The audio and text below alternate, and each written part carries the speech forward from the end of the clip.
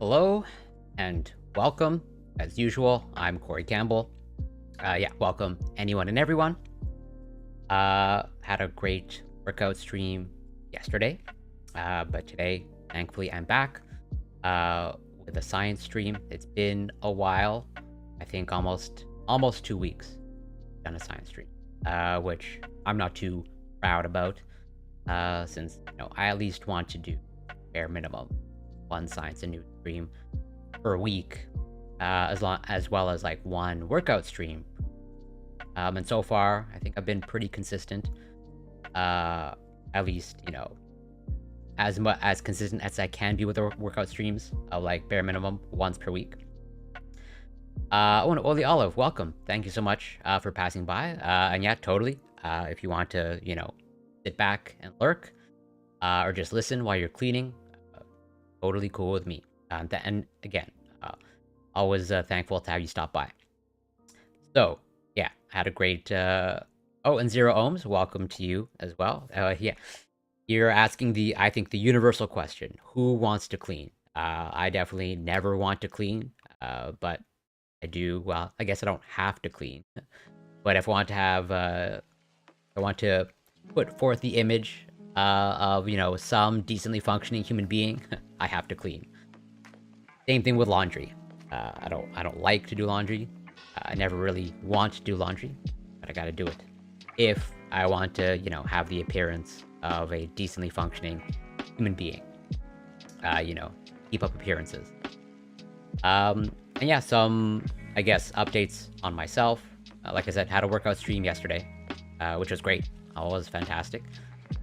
And I sort of I bit the bullet, so to speak, and I invested in a higher quality camera, specifically for the workout streams. Since yesterday in the US, it was Black Friday, and a GoPro Hero 10 was a little bit on sale, so I committed to that and and some other equipment to go along with it. So hopefully that is supposed to arrive this week, but I probably won't be able to use the new camera for workout stream until like maybe 2 weeks from now or so. And yeah, totally, I'm sure robots are on their way to do our cleaning and laundry, like bare minimum. I think robots are here to more or less like take over everything. And Bob Marley, welcome. Thank you as always for passing by. I think the music is too loud.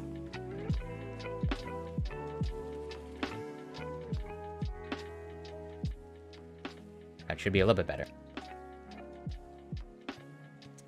So yeah, like I said, I invested in a hopefully a much higher quality camera for the workout streams, but it'll probably take me a little bit until I get that fully up and running. I think it's supposed to arrive on Thursday, and I'll probably have my workout stream on Friday. I doubt I'll be able to have like everything set up in like 24 hours. So, and also I'm sure there's gonna be some technical difficulties that I have to contend with. Because then I think I have to bring my laptop to the workout space.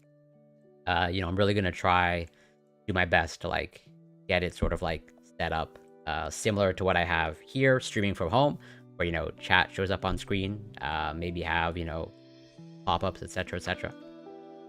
But at least yeah, that's in the pipeline. And Canadian Thanksgiving is a thing. It takes place in October. It was almost exactly a month ago. I can't even my family technically celebrates Thanksgiving, but it's mostly just like a family gathering. But yeah, it's usually like around 1 month earlier than United States or US Thanksgiving. And also, update on myself. I got my updated bivalent booster vaccine on Tuesday, in addition to my flu shot. I got both the flu and the updated COVID booster all at the same time. And it went pretty smoothly. Maybe just I think the only side effect that I can perceive was like maybe some fatigue the day afterwards. So I'm pretty happy about, and definitely a sore shoulder. My shoulder was really sore for like a good 24 hours. But after that, I was like pretty much like perfectly fine. I got it on Tuesday, and you saw me on Friday, or some of you saw me on Friday, just yesterday. Obviously working my shoulders, attempting to do handstands. Everything was back to normal pretty quickly. Happy about that. Yeah, I'm totally, I'm the probably like the worst nightmare for those who are vaccine hesitant. I think right now I'm up to like 5 doses of COVID vaccines and boosters. 2 of the initial doses, and now I'm on my 3rd booster.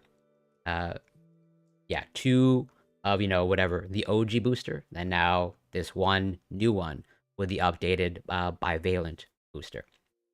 So like yeah, I think those who are vaccine hesitant, I'm like kind of like a walking nightmare for them, or like they're probably pointing to the thing that I'm just gonna like drop dead, at a moment's notice. Who knows? That might happen. But I have faith in the technology. And again, I think I take my health pretty seriously, and that I've like gone through the data, and my heart so far is in pretty good working order. This is not to say that the vaccines are perfectly whatever, that there's no side effects whatsoever, that they're perfectly risk-free, and definitely always consult with a medical professional or a doctor when you can. But like yeah, I'm totally pro-vaccine for myself. Yeah, I can, if so I got the updated booster because yeah, I'm immunocompromised, and I can imagine probably for your typical healthy population, it's probably not like super necessary. It's in terms of severity, it does seem like the severity has gone down.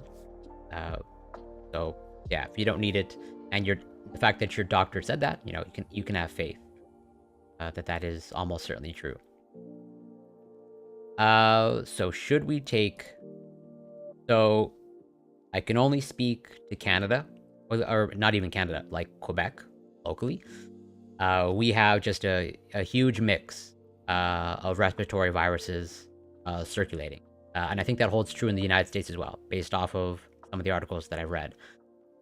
So like, in general, I recommend, but I'm not a doctor, but basically, talk to your doctor if you have access to one.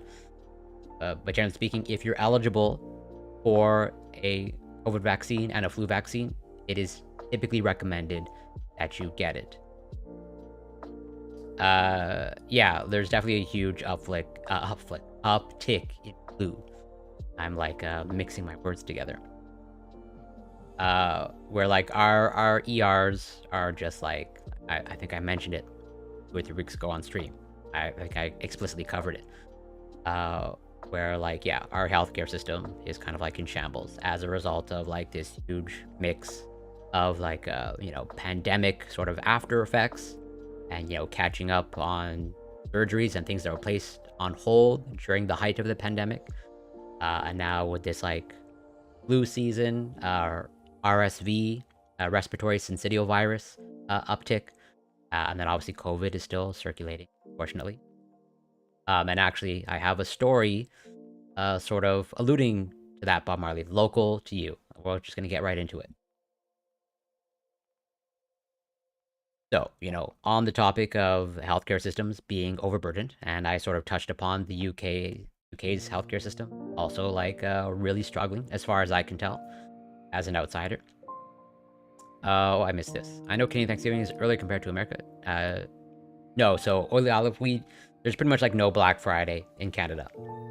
Our Black Friday is whatever the American equivalent is. As in, Black Friday for me was yesterday, because that's when the American Black Friday is. But Canadian Thanksgiving is pretty like low key, and not all that eventful. At least not in my experience. And yeah, before covering this, just to again, but this was just published yesterday. Like it seems like we are in store in Canada for a pretty not good flu season. Where it's like based off of our previous records of, sort of like infection rate, it seems like, we're exceeding what is the average for this time of year. As in, like, it's early in the flu season, and yet we like based off of previous data, like it looks like we're in the middle of a flu season when it's really like just the beginning. So that's concerning. Obviously, I hope for the best, and that's all the more reason why I got my flu shot, and also all the more reason why I got my updated bivalent booster, because again, I'm immunocompromised. It is absolutely recommended for me, specifically, by my, healthcare team.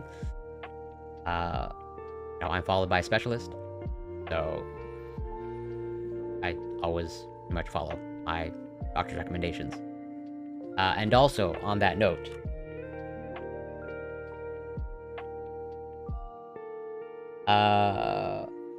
just here, yesterday, like the day before, so, if you are not generally speaking, in past years here in Quebec, if you weren't part of the, higher risk groups, you had to pay for the flu shot. That's no longer the case for at least this flu season.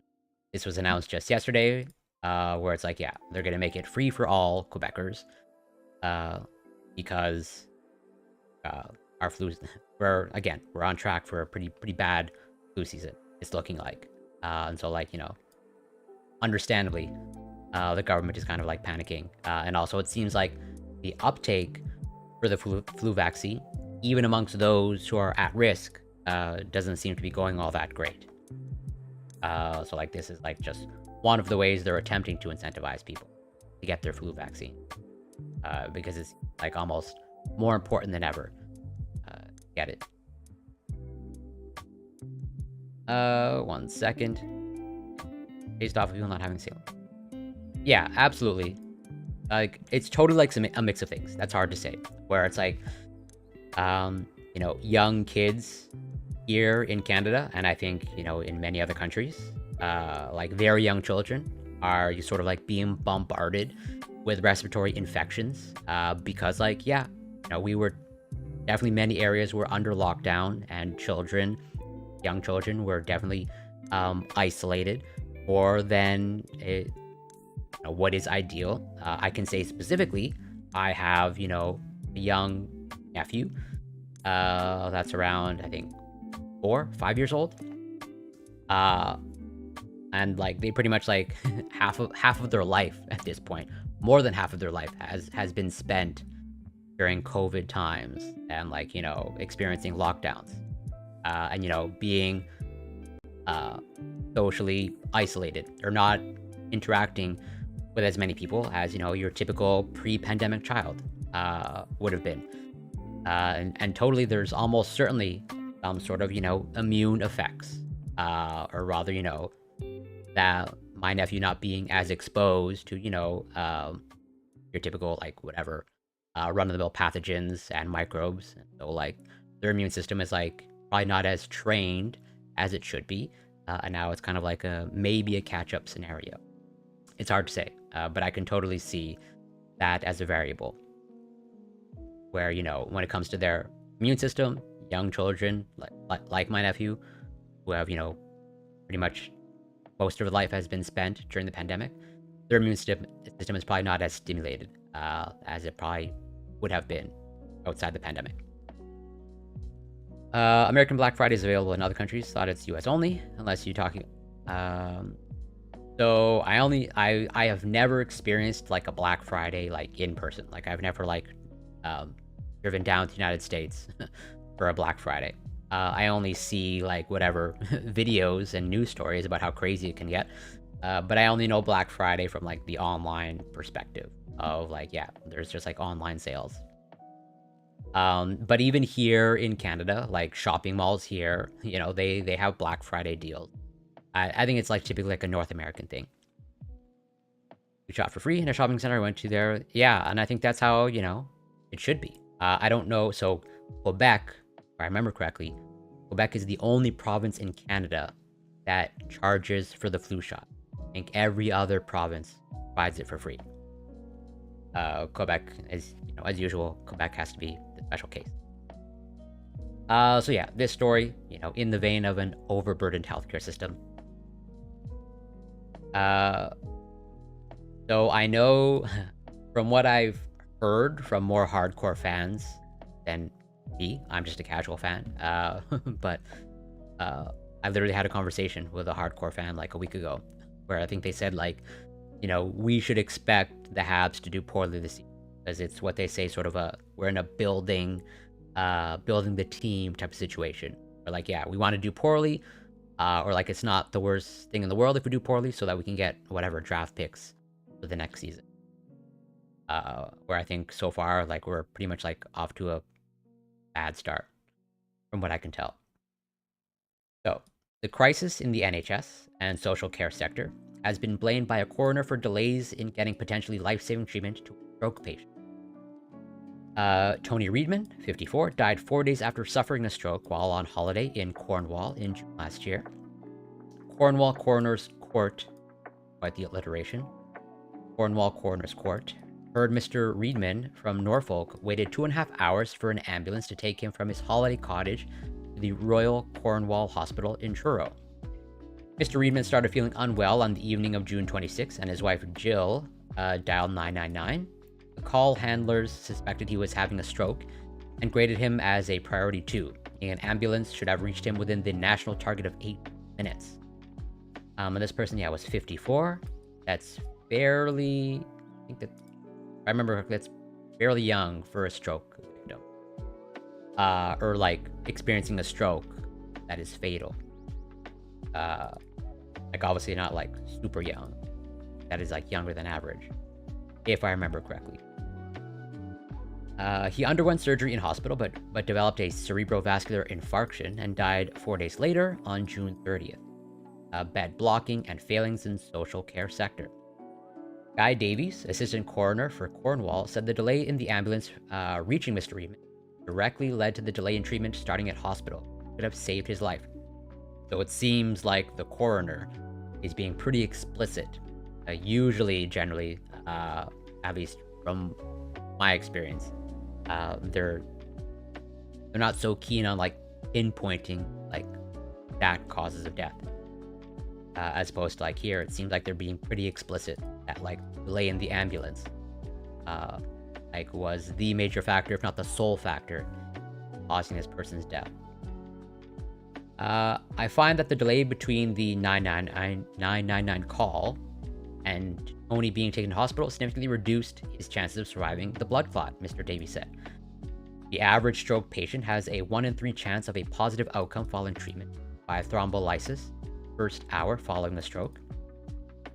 This is reduced down to a 1 in 30 after 4.5 hours. Tony's stroke was more serious than the average.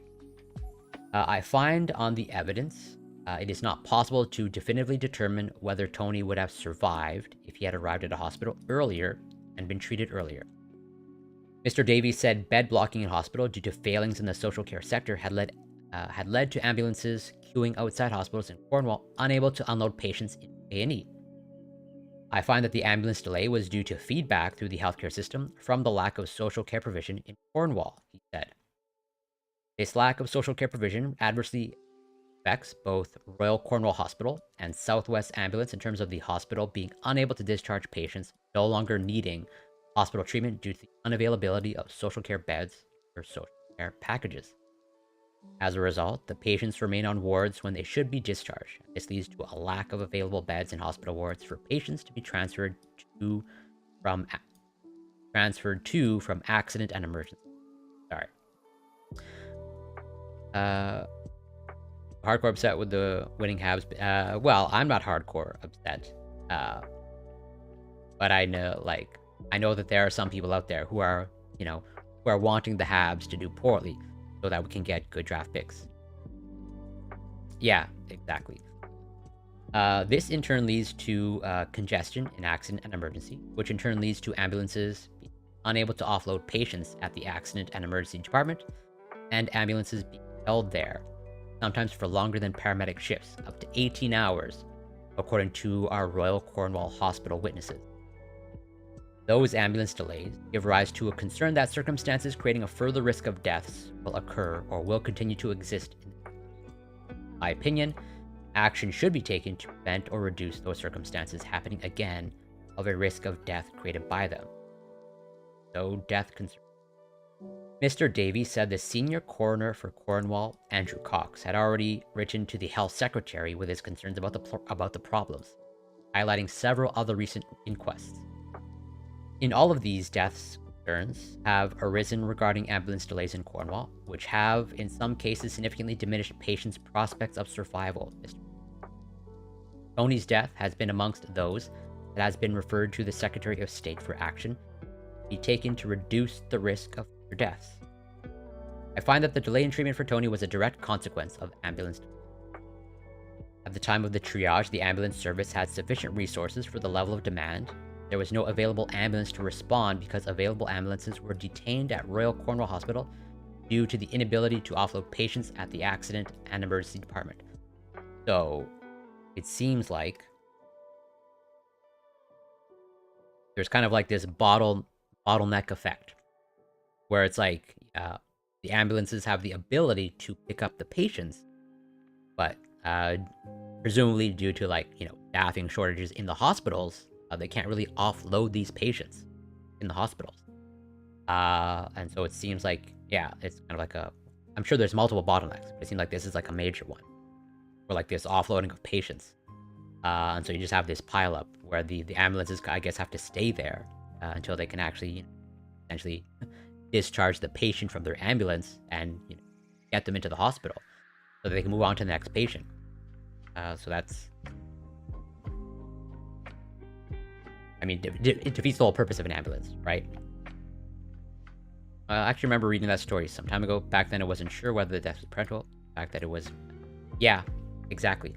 And it's good that an investigation occurred and that there was a coroner involved, and it seems like the coroner is like more or less establishing, at the very least, that a major contributing variable to this person's death was this delay in treatment.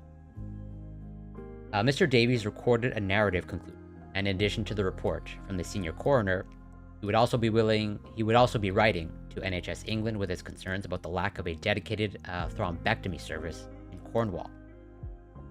The inquest heard patients in Cornwall needing the service are treated at Derriford Hospital in Plymouth, but at the time of Mr. Reedman's death, the service only operated Monday to Friday, from 9 a.m. to 5 p.m. One doctor told the inquest, "It is a postcode lottery, and it is better to be in Bristol on a Saturday night than in Cornwall if you have a stroke, because the services are not available there. Service has since been extended to weekends, but is not operating 24/7 in Plymouth." So obviously, I'm by no means an expert on the geography and the different boroughs in England. But it seems like this is kind of like an issue of it being a rural area, or there's limited resources, given the fact that it seems like Cornwall is more of a rural area.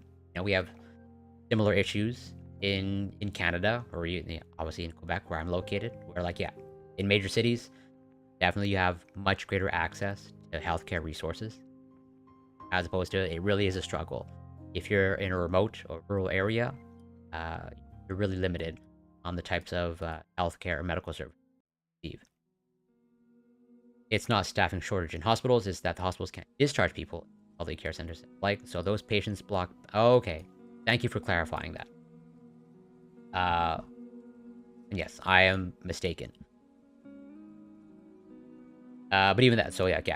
Still a bottleneck effect, but I got the location wrong. Where it's they can't... These people that require, I guess, more long-term care, they're just taking up beds in hospitals because, they can't get into pretty much specialized care centers for that specific demographic. That makes sense.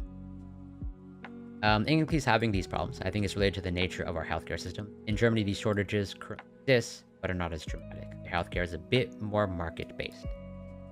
So,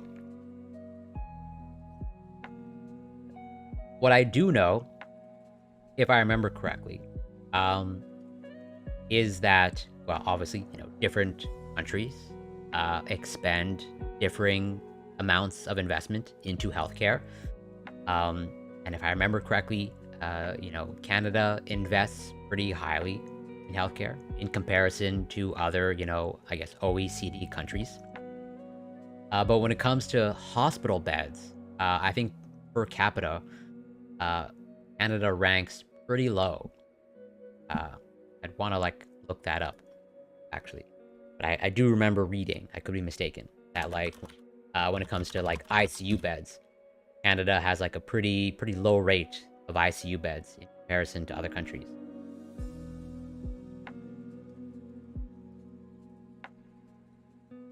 Probably per 100,000 population.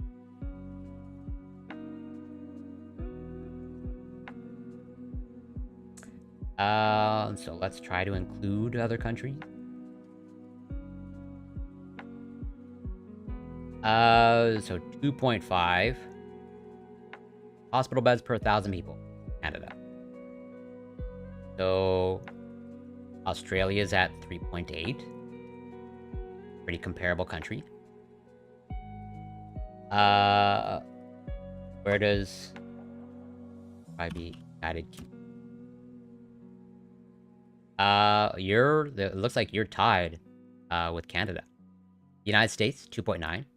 That's better. Yeah, Germany 8.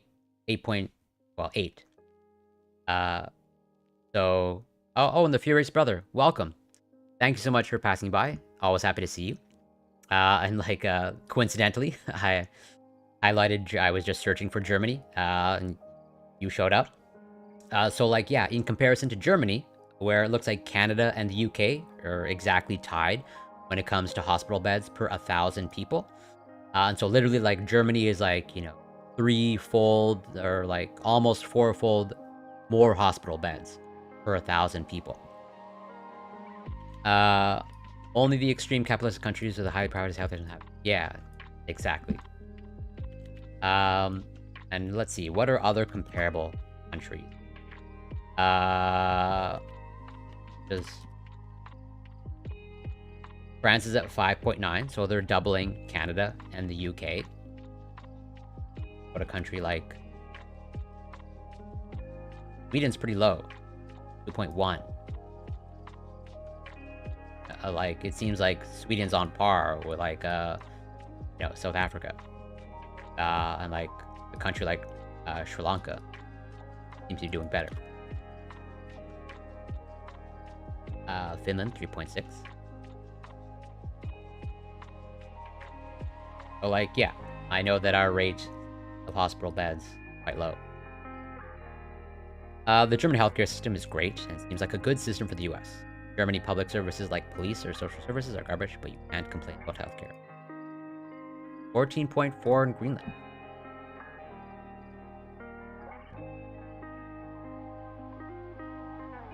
Yeah. Although to be fair, it seems like they don't have the most updated data, but I imagine this I don't think it would have changed much, or unless there was this massive divestment in healthcare. But what does Iceland have? 2.8. So Iceland's terrible. Canada and the UK. And yeah, it's pretty strange that for these developed countries, it's just so variable. When one would think kind of just hospital beds per 1,000 people, kind of a basic thing. And it seems like Canada's just gotten worse and worse over time. Germany's at 8, literally 8.0. Just checked it. Yeah, Germany 8.0. Yeah, 8 is pretty good. Like I said, they're literally like more than 3 times better than Canada and the UK. So, you know, and according to this graph, you know, Canada's just gotten worse and worse over time. But we're like, yeah, at one point, like back in the 1970s, we were comparable to Germany today. It kind of like seems like we don't take into account population growth. I'm just thinking out loud of what might be the reasons. I'm sure there's multiple reasons. Or like maybe like there's a lack of funding. But it just seems like, we've kept the number of hospital beds probably like mostly stable, but our population has just grown and grown over the past, 30, 40 years. And we just haven't updated our infrastructure. Or we don't consistently update our infrastructure. So, yeah. Canada, clearly not the only country struggling when it comes to healthcare. I think just about, as far as I can tell, like just about every country, every developed country, is struggling in terms of healthcare infrastructure. And yeah, glad you have that luxury. Definitely, use it to your advantage. I just wish everyone had that luxury. So, on to the main topic. There's a lot of things I want to cover. And you can see I have a lot of tabs open. Whether I can actually get to cover all the things that I want to cover, different story. But there's a lot.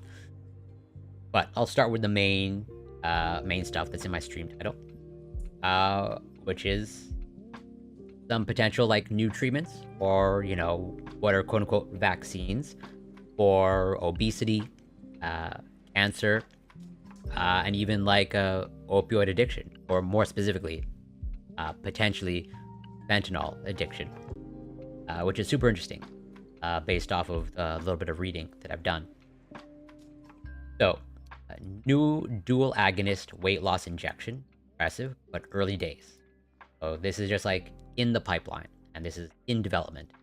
This is not any sort of like medication or product that you can buy or get prescribed as of today. Basically still in clinical trials. So, a novel glucagon-like peptide 1, or GLP-1, glucagon dual receptor agonist. So, what is a receptor agonist?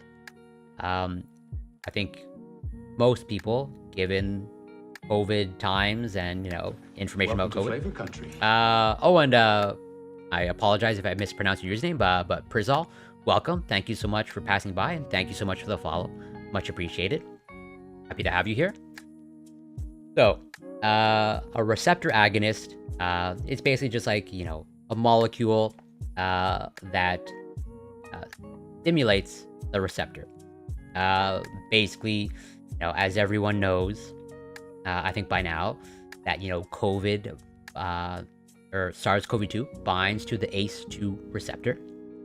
And so an agonist is just something that basically mimics or stimulates that receptor binding. Where, yeah, I guess the most explicit example that comes to mind is like an opioid receptor agonist, since that's what's on my brain, given the fact that I have this next story. But basically, an opioid receptor agonist will stimulate the effects of an opioid binding to an opioid receptor. That's what a receptor agonist is, as opposed to antagonist. An antagonist blocks basically the function of the receptor, as in like, so an opioid receptor agonist, it stimulates or mimics the effects of opioid binding to the opioid receptor. Opioid receptor antagonist, it blocks basically the effect or blocks the ability for the typical molecule bind to that receptor, as in the opioid receptor antagonist will be like naloxone.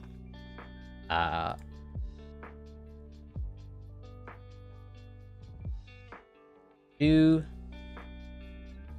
because it specifically blocks the ability of opioids to bind to the receptor, the opioid receptor. It could be,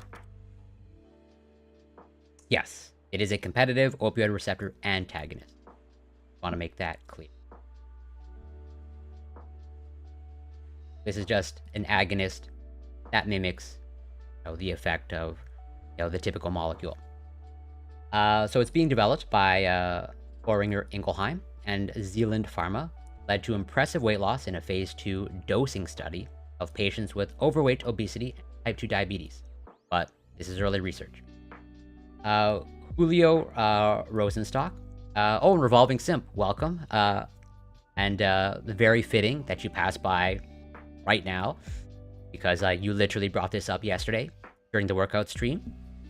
The quote-unquote vaccine against obesity or weight gain. That's literally what I'm covering now. So this was published a couple weeks ago, or 22 days ago.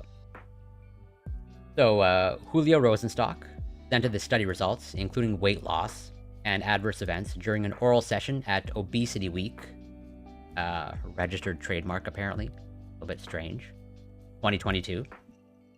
At the highest tested dose, 1.8 milligrams twice weekly subcutaneous injections, so they're injections. 57% of patients lost at least 5% of their initial body weight, and 35% lost at least 10% of their initial body weight. So roughly half patients lost at least 5% of their initial body weight. So if you're 150 pounds, lost 7.5 pounds. They don't. Okay, during 16 weeks. That doesn't seem all that impressive. Yeah.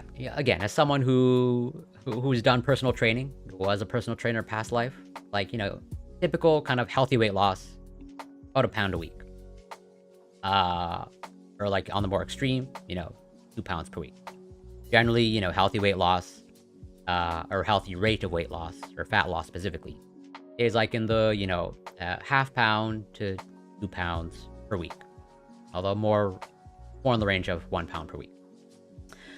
And so 16 weeks, where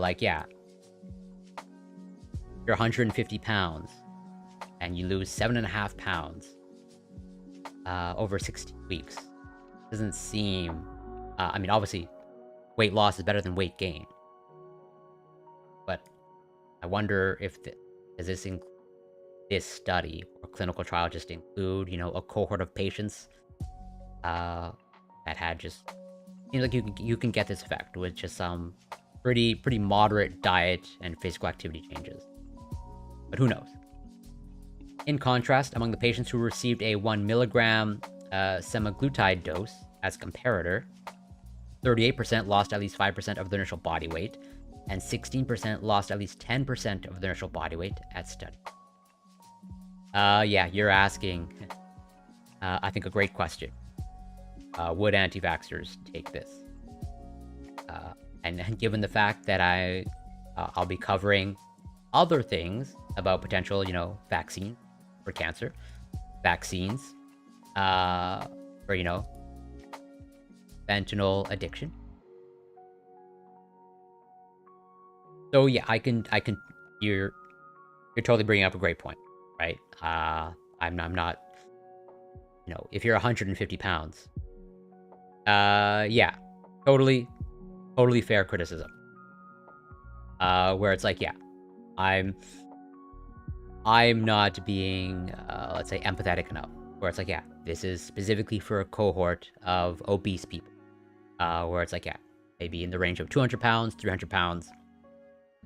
And maybe, to the point where, yeah, it's a struggle to, incorporate physical activity at that point. Yeah, totally fair. I'm just yeah, I was going by, silly numbers, So that's totally fair criticism.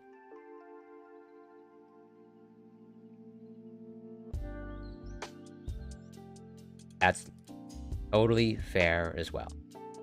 100%. During our life, well, I don't know about my life. I'm a little bit older than you. But I would say probably, I don't know about cure. I think we'll have really good, it seems like the vaccine route is the way forward. Or at least a big step forward. Because many cancers are associated with viral infections. And so as more and more effective vaccines for these types of things come out, I think we'll have just like better and better preventative measures. And yeah, thank you both, Revolving Simp and The Furious Brother, for correcting me on that. Like, I totally should have taken that into account. We might live in the future where obesity is only goods. That would definitely be an interesting future. This is very promising data as an anti-obesity compound, said Rosenstock, professor of medicine, University of Texas Southwestern Medical Center in Dallas. The researchers enrolled 411 adults, so this is, I think, pretty decently sized sample size, and randomized them into 8 groups of roughly 50 patients.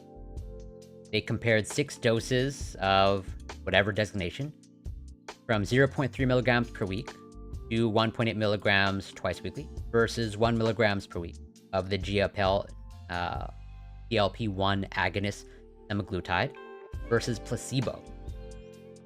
Patients had a mean initial weight.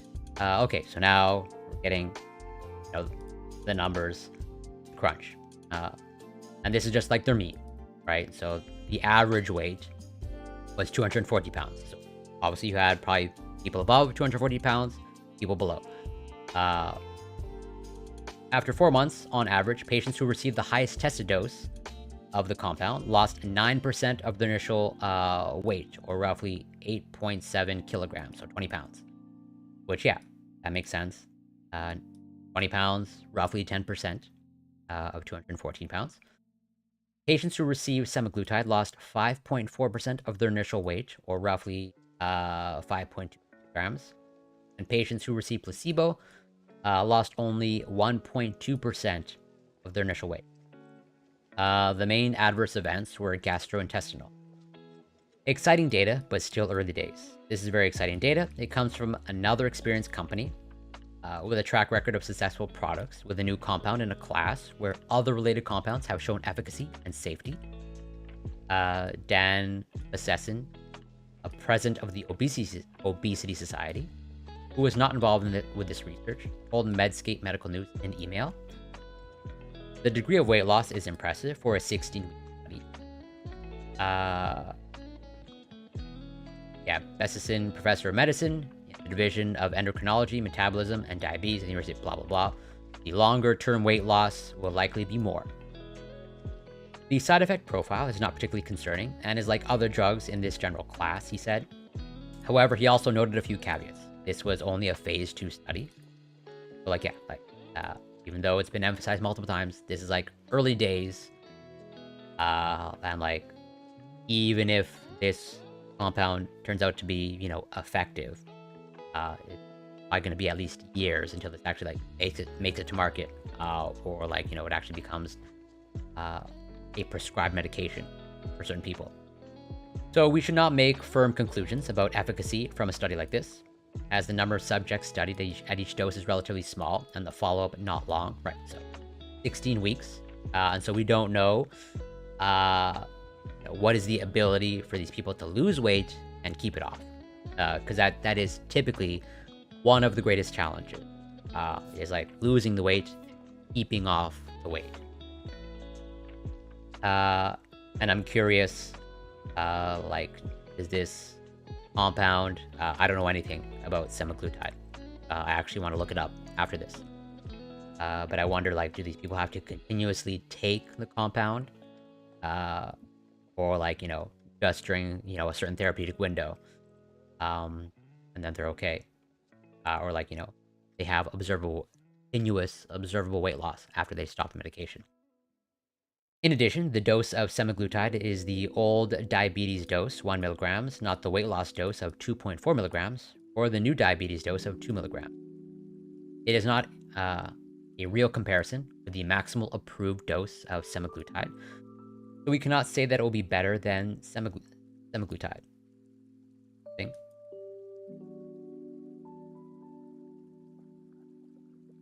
The next hurdle is the need to see phase 3 studies in a larger group of patients studied for a longer time. Then, the company will need FDA approval, so it may be a bit of time before this drug potentially enters the marketplace. Yeah, almost certainly, years. The bottom line is that this potential new anti-obesity diabetes drug is very promising, but it's still a little early to say where it ultimately will go. To be included in this study, patients had to be 18 to 75 years old, have type 2 diabetes, BMI of 25 to 50 kilograms per meter squared, like, obesity range, or overweight obesity. I think 25 is like right cut off for being overweight, if I remember correctly. Yes, and be stable on metformin therapy, taking other things. The patients had a mean age of 57 years, so I would say that's a pretty high average age, and a little over half were men. They had a mean A1C of 8.1%, a mean BMI, okay. Yeah, the average BMI was 34, that makes sense. And a mean waist circumference of 110 centimeters, 43 inches. We just recently reported, at another conference last month, the effect compound on A1C lowering. It looks like the drop in A1C plateaus at 1.9%, which is good when you consider the baseline A1C is around 8%. Blah, blah, blah. This is all getting into... So yeah. Only 1.3% of patients had a drug-related serious adverse event. Pretty small amount. A total of 16% of patients discontinued the therapy. So that's about 1 in 5. A little less than 1 in 5. I would say there's a pretty high discontinuation therapy. Or rather, pretty high rate of discontinuation. Most of the gastrointestinal adverse events leading the treatment discontinuation were possibly dose and titration related. And it's highly conceivable that for future studies, lower dose escalation may mitigate the occurrence of the gastrointestinal adverse events. So I'm curious, what is semaglutide? This decently large organic compound. And very interesting structure. But I'm not going to bore you with that. Anti-diabetic medication, treatment for type 2 diabetes, and long-term weight management. Yeah. Glucagon.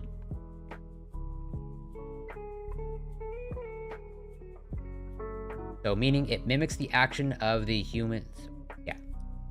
Thereby increasing insulin secretion and increasing blood sugar disposal and improving glycemic control.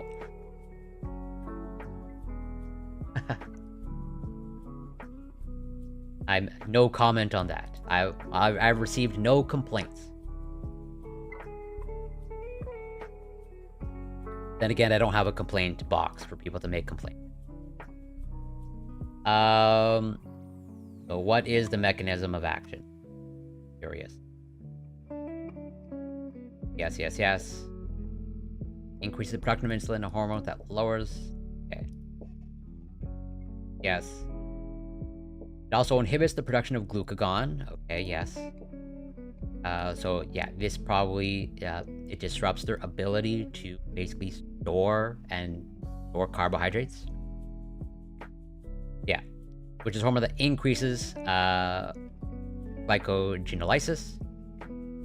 Releases stored carbohydrate from the liver. Yes. And this is basically the storage of glucose, storage of sugar in your body. It reduces food intake by lowering appetite and slowing diet down. Okay, interesting. So I mean, it's basically, it's kind of tweaking your hormones. Basically, your hormones related to blood sugar. And your ability to, whatever, store and, I guess, process glucose. That makes some sense.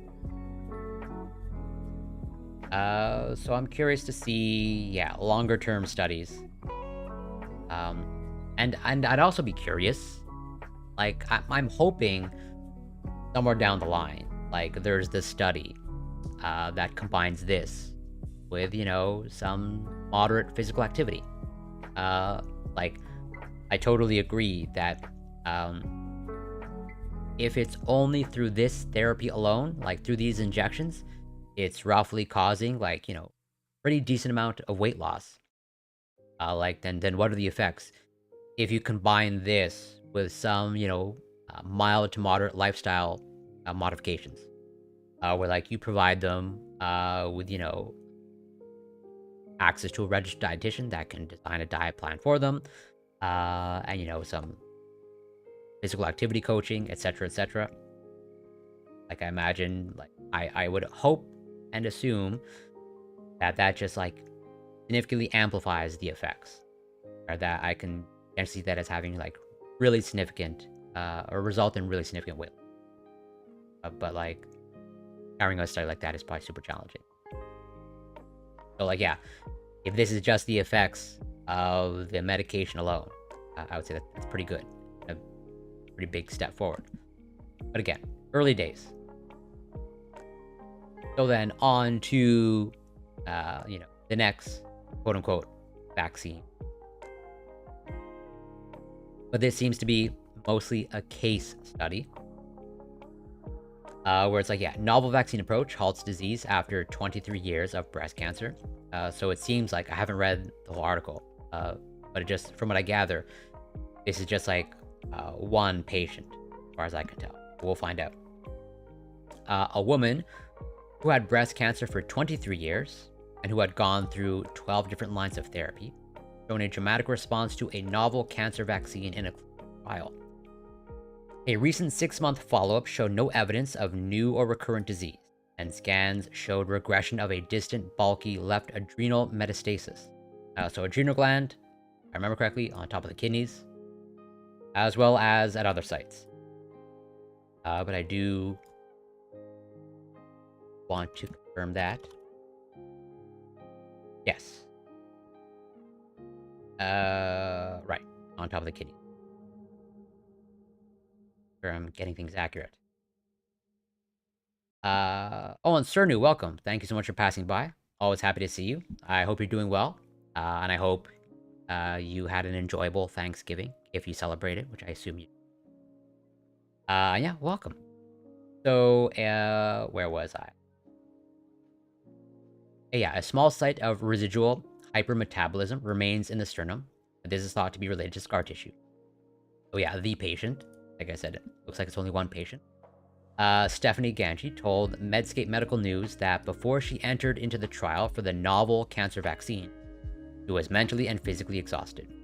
He had benefited from being diagnosed with hormone-positive breast cancer, just as his treatment was evolving and progressing, which meant that every time a treatment failed, there was the next thing to try, which was great and kept me going. But I will admit that by age 66, and more than 20 years of cancer treatments, I was exhausted. Like, yeah, super long battle with cancer. I am doing well. Thank you so much for asking. Had a great workout stream yesterday. Yeah, like I mentioned, I'm if in fact this higher quality camera comes in, I look forward to hopefully having higher quality workout streams. Ganji, a New York City-based poet, essayist, and fiction writer, said she was cautiously optimistic about the cancer vaccine, but the overriding thought was I wanted to avoid chemotherapy. I was not really signing on for great outcomes. I was signing on for something that might keep chemo at bay. The biggest impact so far for me has been that, for the first time in more than a decade, I am not on any medication. That's really amazing, and that means no side effects, she said. Ganji stopped the vaccine treatment this past July, and just over 3 months later, she is still wrapping her head around the fact that her cancer has regressed. I've had breast cancer a long time, and you can't just snap your fingers and be fine. Although the 2 scans that she has had since the trial ended have been astonishing, he underlined that this is not about a cure, but rather clearing tumors for the first time in years. Cancer is sneaky and sinister, and it figures out how to circumvent all kinds of treatments, she said, adding nevertheless that she is happy and hopeful, and the family is thrilled, of course.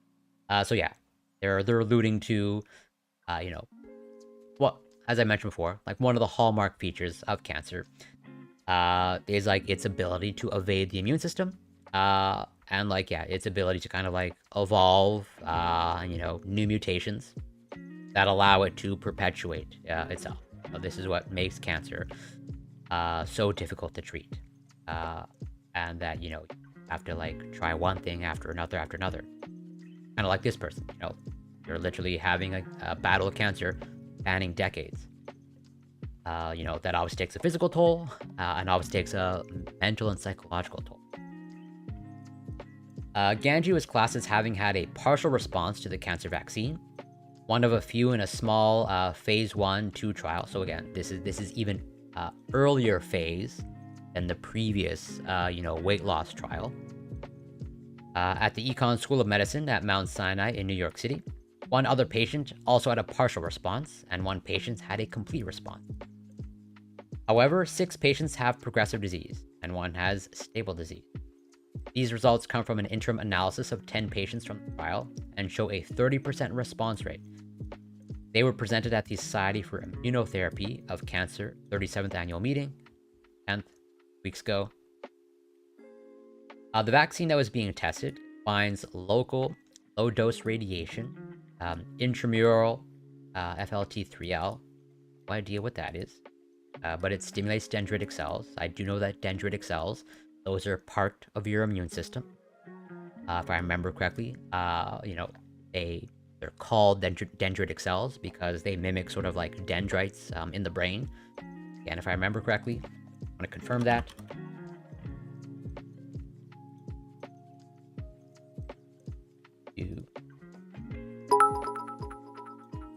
Oh wow, thank you so much for the cheer and the bits.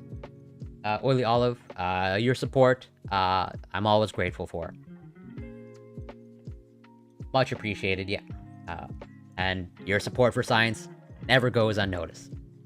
Yeah, so, like I said, dendritic cells is part of the immune system. And they have kind of like this hallmark, well, like I said, the dendrites that give the cells its name, because they look like, they have those dendrites. Kind of like these outward projections. Let's see if they have a decent picture. So yeah, this here is whatever, the cartoon of dendritic cells. Or like, yeah, they have these outward projections. Because, yeah. Okay, so yeah. So part of the vaccine stimulates dendritic cells, which makes sense, stimulating the immune system, or a part of the immune. Dendritic cells is just one part of the immune, small part. An intravenous poly-ICLC, an immune-stimulating factor, so more immune stimulation. With the PD-1 inhibitor, pembrolizumab, this is likely an antibody, a monoclonal antibody. Typically, anything ending with MAB would be a monoclonal antibody.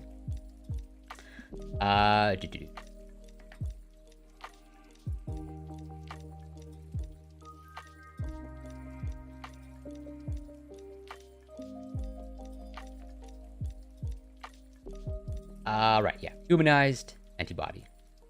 Also makes sense. The result is that instead of making a vaccine in a laboratory and administering it, we're actually formulating it within the body. Lead author Thomas Marin, MD, PhD, so, you know, highly credentialed, professor of medicine, hematology, and medical oncology at Mount Sinai, told Medscape Medical News. What people don't realize, he said, is that bulky tumor sites contain a lot of dead tumor because they grow so fast and in a haphazard way. This means that the immune system can be recruited to recognize the dead tumor and gobble up the dead stuff that's already there. So yeah, this is one of the many strategies that researchers attempt to make new or develop new cancer therapies. And one of the strategies is, like, as I mentioned before, one of the key functions of your immune system is cancer surveillance. Like, your body has built-in anti-cancer defense mechanisms, and that a large part of that comes from the immune system, where, like, part of its job is to surveil and look for cancer cells, and tag them, typically for cell death. But it's not a perfect system, as no system is. And so, one of the strategies that's implemented is, like, just making the immune system better, or allowing the immune system to now, if the cancer was evading the immune system, well, getting the immune system to recognize it. And it seems like this is, like, one of the strategies that's being employed here. The hope is that the immune system will then kill not only the tumor you are injecting into, but also tumors elsewhere in the body. You're basically using your body's own immune system and on and off switches to vaccinate the patient against their cancer. Right, and this seems like it's a more customized or personalized form of cancer treatment.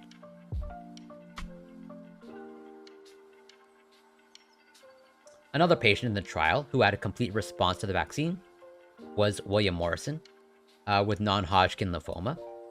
Morrison was diagnosed in 2017, at which time he was enrolled into a phase 1 trial of an earlier version of this novel vaccine treatment regimen. Basically, they didn't get the results they were hoping for, and I still had the lymphoma. In 2018, his indolent follicular lymphoma transformed into aggressive, diffuse, large cell lymphoma. And B cells, another part of your immune system, called B cells, because they typically originate in the bone marrow, for which Morrison was given 6 cycles of chemotherapy. This put him into remission and cleared his lymphoma. But the remission lasted for maybe a little over a year, he said. Cancer came back, and at that point he was given the opportunity to enroll in the Mount Sinai trial. At the end of the treatment, everything was clear. Like, this is, at least in my mind, like, pretty drastic results. I've been for PET scans for every 6 months, and I just had a scan done the other week, and everything has been fine. I've been pretty excited. I was pretty lucky. This recent one really has worked wonders. When they gave me the good news the other day, I felt like a big weight had been lifted. Morrison also said that he did not experience any serious adverse events while being treated with the vaccine. Other than a few minor things, I tolerated it pretty well. And that might be, this is just me thinking out loud, but maybe one of the reasons why there is this kind of like low side effect profile is because, like, you are, as they say, you are using the patient's own immune system, or kind of like just stimulating the patient's own immune system so that, the immune system of the patient can, deal with the cancer itself. And so, can't imagine. I would sort of expect that as playing a role into why there's probably like this low rate of side effects. In contrast, Ganji said she experienced intense, okay, so here's the opposite end, intense flu-like symptoms that started in the first few days after treatment and lasted for a couple of days. The current trial achieved responses in 30% of patients, which is great, but we want to be at 100%, said Marin. What we're doing in the laboratory right now is using this as an opportunity to study what it is that's special about those 3 people who responded and what's not happening in the other 7 people. And we have some initial data that we're analyzing. So yeah, this is not universal, where it's like, yeah, even though there's these patients that had pretty drastic positive results, they're in the minority. And it seems like the majority of patients did not get a positive response like that. And that, like, probably what gets you the most information And like what is potentially the most interesting is like if you can understand why it's not happening with these other patients, then that might allow you to make improvements in the therapy. Oh, Read and Rap, welcome. Thank you so much for passing by. Always happy to have you here. Hope you're doing well. And I agree, but science is lit, biology is lit. And like, yeah, I hope that you're enjoying your time. And I'm happy to hear that you're having a good day. I hope all your days are good days, of course. We are seeing that the patients who responded have a much more robust response to the FT3L in particular, and that could suggest that maybe we need a better FT3L, or we could think about other ways to potentially manipulate this vaccine. Most of the patients who are referred to me are people who have run out of options. That usually means they've had many different types of chemotherapy, Baron commented. For example, Ganji had already been through 12 different chemotherapy regimens. Right. Okay. This is an important variable to consider, where it's like, as this article mentions, and as I just alluded to, this vaccine for the cancer, like it worked in a minority of patients, right? So like for the majority of the patients tested, it didn't actually work for them. But as they just mentioned here, these are what would a doctor or an oncologist would probably characterize as difficult to treat patients, because like they have been through many other treatments, and so just already by its nature, their cancer is almost certainly difficult to treat and manage, and so you're testing out a brand new therapy on what is a difficult to treat cohort of patients, and so just the fact that at least in this small group of patients, you're getting a 30% kind of like really positive response rate. That's almost like, even more positive, or like, maybe even grounds for more hope. Because like, what if you test this out, in, cancer that is not as, aggressive or difficult to treat, or basically like not as stubborn to treat. You might get, a much greater response rate, potentially. But it's just something to keep in mind. Or like you're testing new therapy on a group of patients that like their cancer is by its nature difficult to treat. Or like this is kind of like one of their last options to try. Or like they've already kind of like almost thrown the kitchen sink at the cancer. Chemotherapy suppresses the immune system, but it's not only that. Also having an effect are all the other treatments aimed at reducing nausea and allergic reactions to the anti-cancer therapy, Marin explained. By the time that I see a patient, Marin said, oftentimes their immune system is not optimal. So another way in which we would hope to see better responses by moving this vaccine earlier in the treatment paradigm. Right, so sort of what I alluded to just now. And administering to patients as their first or second treatment. Senior author Joshua Brody, director of the Lymphoma Immunotherapy Program at Mount Sinai's Tisch Cancer Institute, added that it might be easy to incorporate the vaccine into earlier lines of therapy. He told Medscape Medical News that both immunotherapy and radiation therapy are standard treatments, and the key is adding multiple ingredients together that don't have cumulative toxicity. Can't just chemo 1 plus chemo 2 because they have some of the same toxicities, but the delightful thing here is that this therapy had been quite safe. So in theory, it would be fairly easy to incorporate this into earlier lines of therapy, once we can get a bit more proof of principle, Brody said. And yeah, and this is another thing to keep in mind when it comes to treating cancer. So technically, at a kind of like in a morbid way, cancer is not difficult to treat. Like we can kill cancer. The challenge is like, treating and killing the cancer cells and keeping the patient alive. Like you can do, super aggressive chemo, and sure, it will almost certainly kill the cancer. But you'll almost certainly, if not guaranteed, kill the patient in the process as well. That's where, like, you know, the challenge lies. Where it's like, yeah, as they're sort of saying, you can't just, you know, do chemotherapy on top of chemotherapy because it's just so toxic. And like, yeah, it'll be toxic to the cancer cells for sure, but it'll also just be toxic to the patient itself. Let's. And so, given the fact that this new vaccine isn't a chemotherapy, that's not a lame joke. Like, we totally know how to kill cancer very well in a petri dish.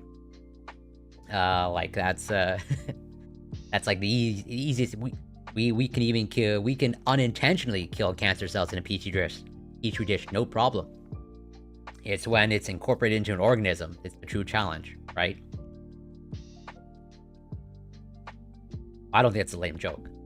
You know, as a biologist at heart, I appreciate that joke. And so, yeah, given the fact that this is this vaccine, it's not a chemotherapy, and so there might be potential for combining this therapy with chemotherapy that might make cancer treatment better. Maybe that is just speculation on my part, but it seems like that is what they're alluding to here a little bit. So in theory, it would be fairly easy to I just wrote that, read that approach for comment. And W. Silk, MD, said that the results are particularly impressive because we know anti-PD-1 plus radiation therapy does not work in hormone-positive breast cancer or lymphoma. Silk, an oncologist at the Dana-Farber Cancer Institute and assistant professor of medicine at Harvard Medical School in Boston, told Medscape Medical News that one advantage of this vaccine is that it is not restricted to a certain number of antigens and does not rely on an algorithm. I would love to see more data in hormone-positive metastatic breast cancer patients, he added. I would use this approach after the hormonal treatments stop working, but before chemotherapy. Silk also said that the safety profile looks quite good, and I imagine this approach would result in a much better quality of life for patients as compared to chemotherapy. Details of the trial and results. The Mount Sinai researchers had previously developed a personalized genomic cancer vaccine, EGV-001. As always, just about any therapy early in development just has a, you know, random letter number designation, which showed promise in phase 1 trial in 13 patients with solid tumor or multiple myeloma and a high risk of recurrence after surgery or autologous stem cell transplant. Next, they worked to develop the concept further to turn the tumor into its own vaccine, which involved inducing anti-tumor responses, indolent NHL, which typically responds poorly to checkpoint blockade. This is getting into the sort of nitty-gritty details of cancer.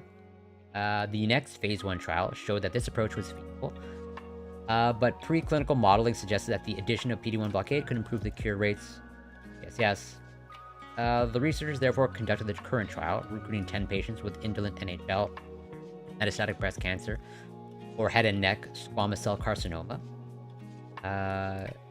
Yes, I don't want to get into all this pretty detail. Right. Marin explained that the radiotherapy increases the amount of dead material for the immune system to work on by killing some of the tumor cells. Adding, we're not trying to kill the whole tumor with the radiation, it just starts the process of releasing some more of that dead stuff. He explains that FT3L is a human growth factor that stimulates dendritic cells. Right. So yeah, like I said, dendritic cells, part of the immune system. And it seems like the strategy overall here is to stimulate the immune system and to get the immune system, treat or kill the cancer cell. Which I always say are the professor cells of the immune system, as they tell the body what's good and what's bad. The poly-ICLC is basically like a fake virus, Marin said, as it turns on those immune cells that have taken up the tumor antigen in the neighborhood of the tumor. So they teach the immune system that there is something bad. They're kind of priming or training the immune system to kind of detect and kill the cancer. Finally, the pembrolizumab, so this is the monoclonal antibody, is there to take the foot off the brake of the immune system and grease the wheels a bit more, he added. Even though it does not work in all patients or in all tumor types, including indolent NHL. The trial was planned in 2 phases.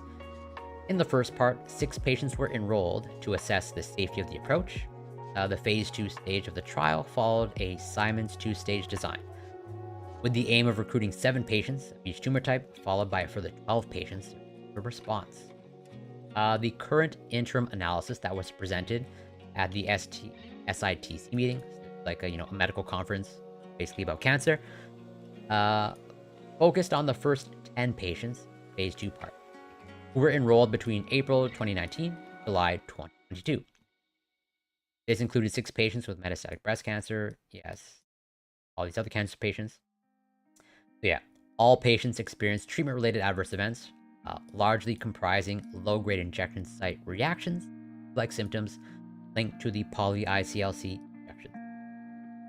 One patient experienced grade 3 pembrolizumab-related colitis. Okay, so it seems like overall, as they said earlier in the article, the side effects or adverse events, not super severe, and it seems like kind of like the most severe, at least so far, are kind of like these flu-like symptoms for a few days. But like, yeah, this kind of like one patient that experienced or developed colitis. That is interesting, at least to me, as someone with a very similar illness. So yeah, again, very cool. And if in fact, this is something I look forward to tracking and seeing how this develops. But again, this is, as they said, this is early stages. If I remember correctly, this was like phase 1 and phase 2. So like anything, like there's years more in development that needs to happen. So moving on into what I think is, at least to me, the most interesting.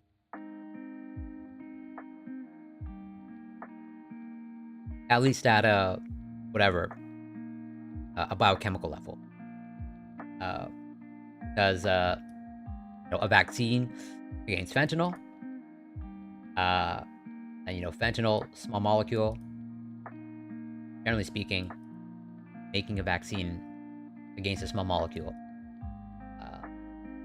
not the most easy thing, as far as I know, but I'm not a vaccine expert. Yeah, totally.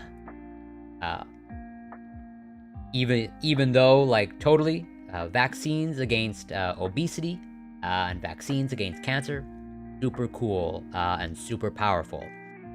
But to me, this is potentially like the most interesting at kind of like a biological or biochemistry level, just because like I'm curious on the mechanism of like what exactly is going on here, because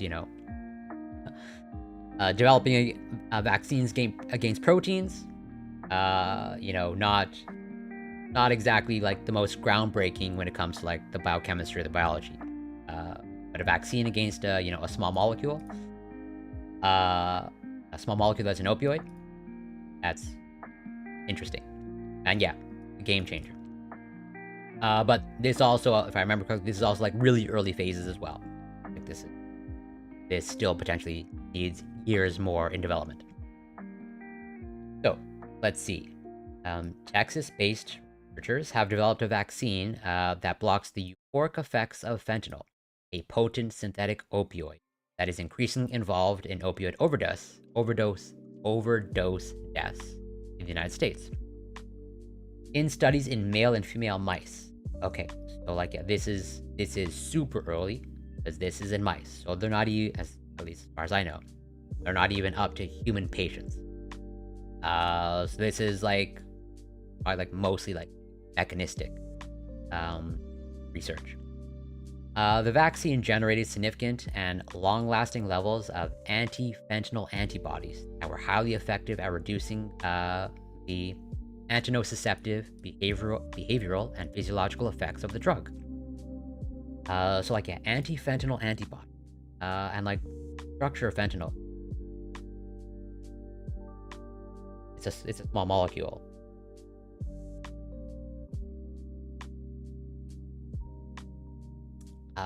Yeah.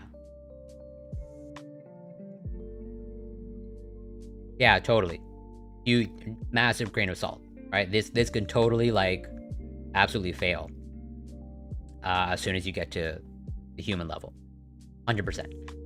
You know, as anybody in biology or biochemistry or the life sciences knows, like animal models, huge limitations. But totally interesting for mechanistic studies. But like, yeah, developing anti-fentanyl antibodies. To me, that is super cool. And like, I would want to know, like, what's going on or what binding event is occurring between the fentanyl and the anti-fentanyl. Oh, and Moon, welcome. Thank you so much for passing by. And I take your point. Totally. No, this is unfortunately how our society works. Right? We know that certain corporations and companies and bad actors definitely had a part to play in either starting or accelerating the opioid crisis. And like, yeah, and now certainly another corporate entity, hopefully with good intention. But you know, hard to say at this point. But yeah, you make an excellent point. Yeah, these anti-fentanyl antibodies were highly effective at reducing the antinociceptive, basically the effects of the drug. The vaccine prevents fentanyl from entering the brain. Okay. Thus, the individual will not feel... Well, I mean, yeah, that makes intuitive sense to me. If the fentanyl's all bound up by antibody, not be able to get into the brain.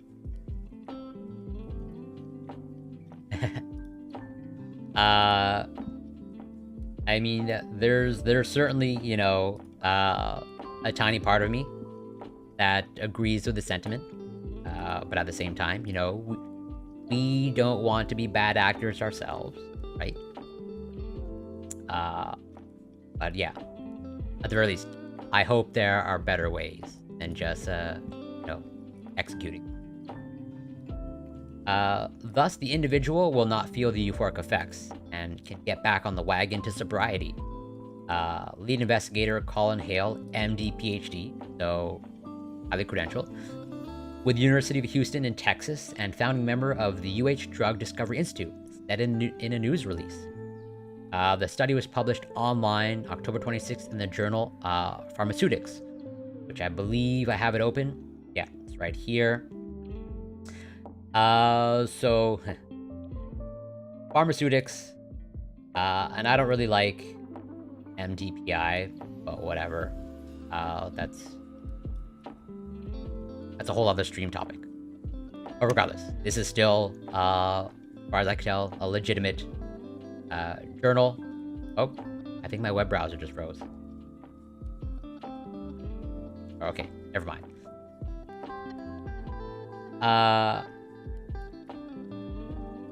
Yeah, exactly. Oh, and you totally, well, yeah, you definitely want to be, you know, practice good hygiene.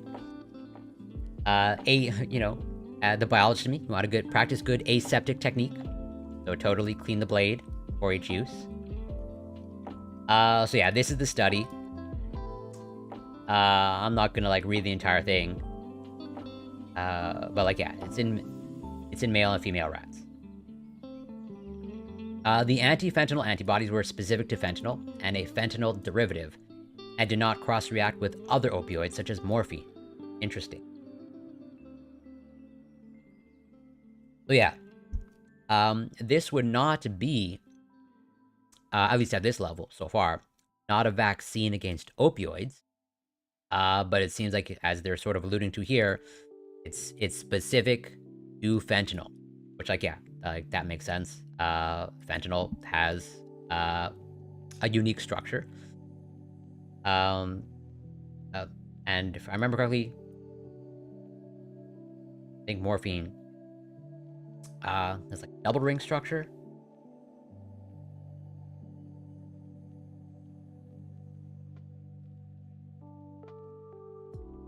Oh yeah, more than that. I mean, yeah, it's an organic compound. But obviously, clearly, you can hopefully see that the structures, not all that similar. They're both opioid receptor agonists, for sure. And they're both highly potent pain medication. But yeah, it makes sense, given the fact that the structure of fentanyl is different than the structure of morphine, that whatever antibodies that you make to the fentanyl, they will not sort of like cross-react with other opioids, such as morphine. That means a vaccinated person would still be able to be treated for pain relief with other opioids. So, yeah, I think that's interesting, where it's like, this seems like it would mostly address, just potentially overdosing or unintentional ingestion of fentanyl. Or you should still technically be able to receive other opioids and get all the euphoric effects, but just specifically the effects of fentanyl will be blocked. The vaccine did not cause any adverse events in the immunized mice. The research team plans to start manufacturing clinical-grade vaccine in the coming months, with clinical trials in humans planned soon. If proven safe and effective in clinical testing, the vaccine could have major implications for the nation's opioid epidemic by becoming a relapse prevention agent for people trying to quit using opioids, researchers note. As previously reported by Medscape Medical News, the US in 2021 recorded more than 107,000 drug overdose deaths, record high, according to federal health officials. Fentanyl was involved in most of these deaths. And like totally, the pandemic had a role to play, kind of this record high of drug overdose deaths. And like, I don't know the data, and I don't even know if it was collected, but I'm curious, like, how much of this was intentional fentanyl ingestion versus unintentional fentanyl ingestion. Because from what I know, or from what I understand, rather, a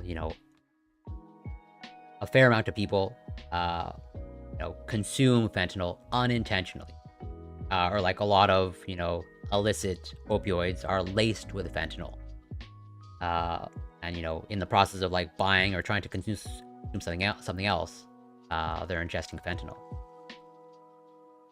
Senior author Therese Costin, PhD, director of the UH Developmental, Cognitive, and Behavioral Neuroscience Program, calls the new fentanyl vaccine a potential game changer. Fentanyl use and overdose is a particular treatment challenge that is not adequately addressed with current medications because of its pharmacodynamics, and managing acute overdose with the short-acting naloxone is not appropriately effective, as multiple doses of naloxone are often needed to reverse fentanyl's fatal effects. It costed. Funding for this study was provided by the Department of Defense. So, at least so far, this is not funded by a private company or corporation. Department of Defense. Through the Alcohol and Substance Abuse Disorders. 107 kPa is a lot. Totally. And Canada itself is experiencing, obviously, nowhere near the same numbers, but in terms of like per capita, we're also middle of an opioid epidemic in Canada. And I think it's like, if I remember correctly, like it's the worst out west, like BC area. And I'm curious, I just want to see if I can determine like what exactly is their vaccine. Basically, so the vaccine results in anti-fentanyl antibodies. I want to know like how the vaccine is generating or getting the rats, male and female rats, produce anti-fentanyl antibodies. A little bit of a Freudian slip there. Let's see.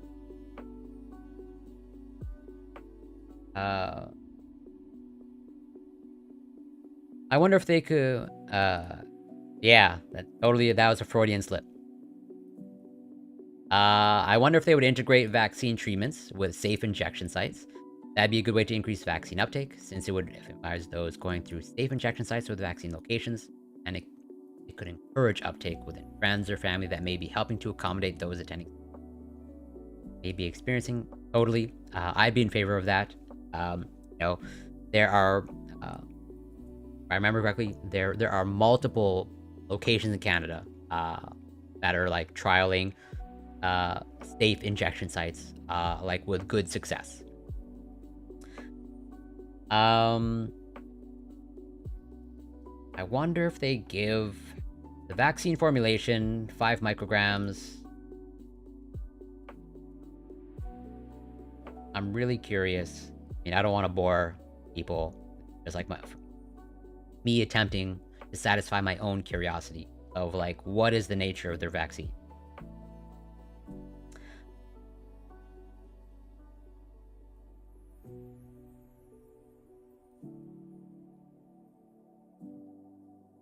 Before and missing antigen.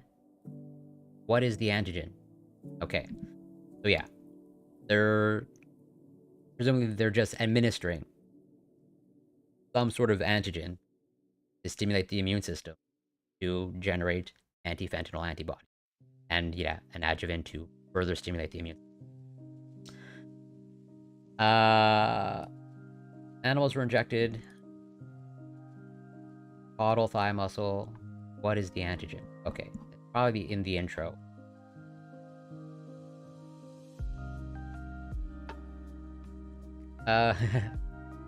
You know, I would like to think everyone likes biochemistry, but I know that not everyone does. And even though I'm now a biochemist, there are certain things about biochemistry that I don't like. Protein structure, and protein-protein interactions. That's my wheelhouse. Enzyme kinetics. Get that away from me. I can do it, and I've done it, but I don't like enzyme kinetics. Okay. Okay. Generation. So it's this Ben CRM DMLT. Wonder if a Google search.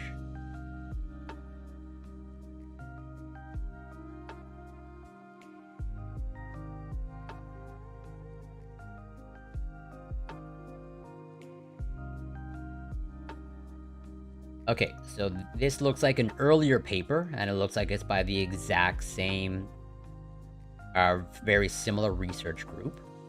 This is mostly out of Texas.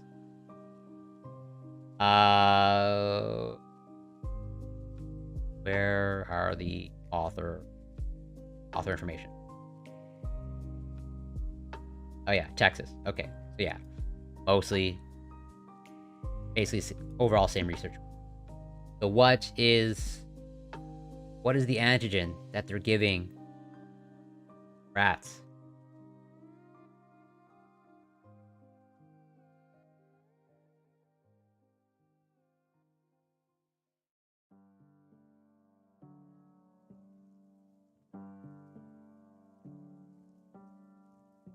Okay, there seems like they're alluding to it here. Okay. Yeah. Fentanyl is not naturally immunogenic. Makes sense. Otherwise, you probably wouldn't get high off of it. Or like it wouldn't be an issue if your body already made antibodies natively to fentanyl. The article said something about patents. Can they patent the molecule or just the way they produce the molecule? Probably both. Well, so I'm certainly not an expert on patents. And I make my stance abundantly clear when it comes to intellectual property. I'm for the abolishment of basically all intellectual property. But of the limited patent experience and knowledge that I know of, especially in the life sciences, both are potentially patentable.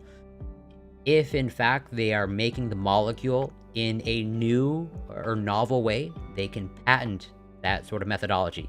But they are likely not making it in a novel way. Since as far as I could tell, there's nothing special about this molecule. Or rather, there's probably nothing new that needs to happen for them to make this molecule. The molecule itself seems like novel, and they could almost certainly patent that. But probably not the methodology.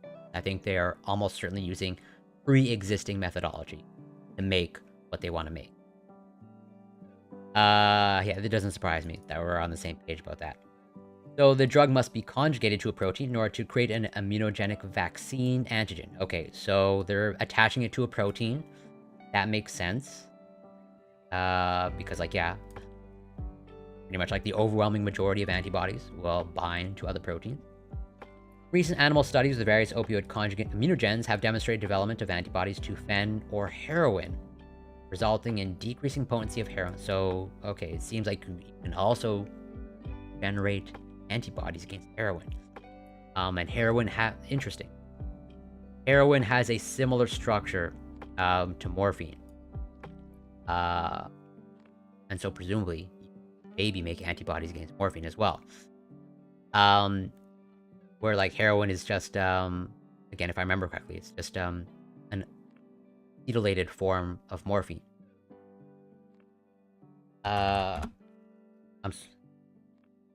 I'm sure this is probably boring a lot of people. But, like, yeah. This is heroin. This is morphine. This is fentanyl. Like, heroin, morphine, totally similar.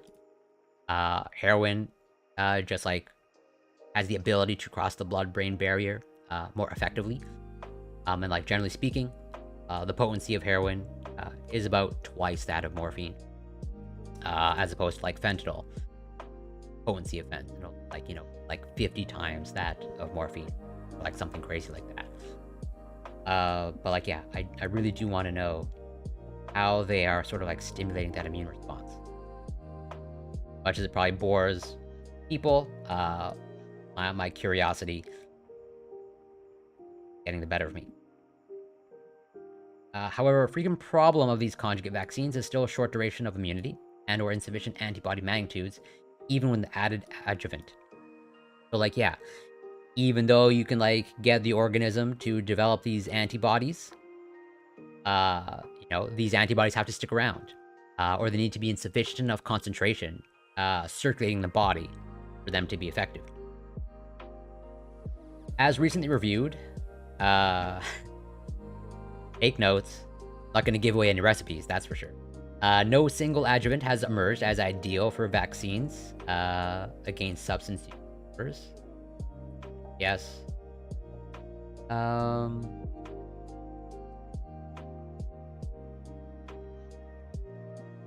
I'm probably gonna have to do this on my own time.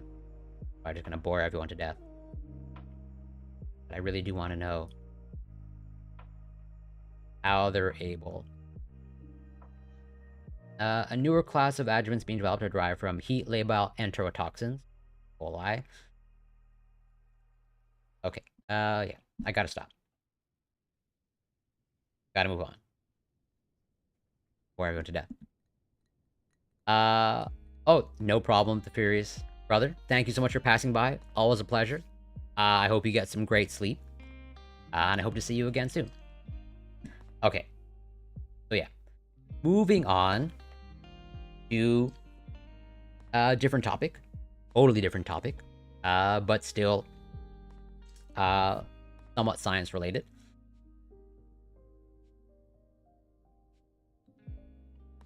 So, this article, published by the BBC, I think it was published like a week ago, or a week or two ago.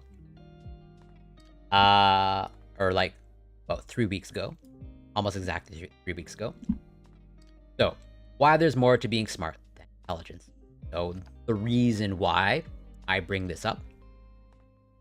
Multiple reasons, because A, I think it's interesting. And also, I tend to agree with the headline. Where, you know, everyone knows about IQ, and there's a lot of discourse around IQ.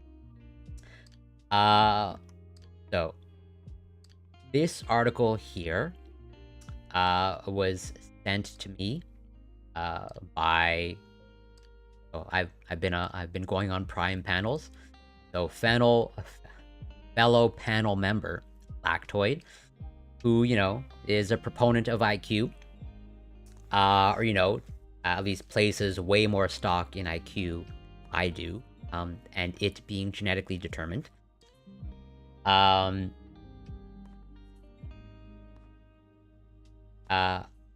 absolutely. You are. I think we're pretty much going to be on the same page as well. But basically, I'm going to be having a conversation with Lactoid in the near future about sort of intelligence and IQ, trying to hopefully get him to see that the genetic contribution. You are. I don't think he's interpreting this type of research correctly.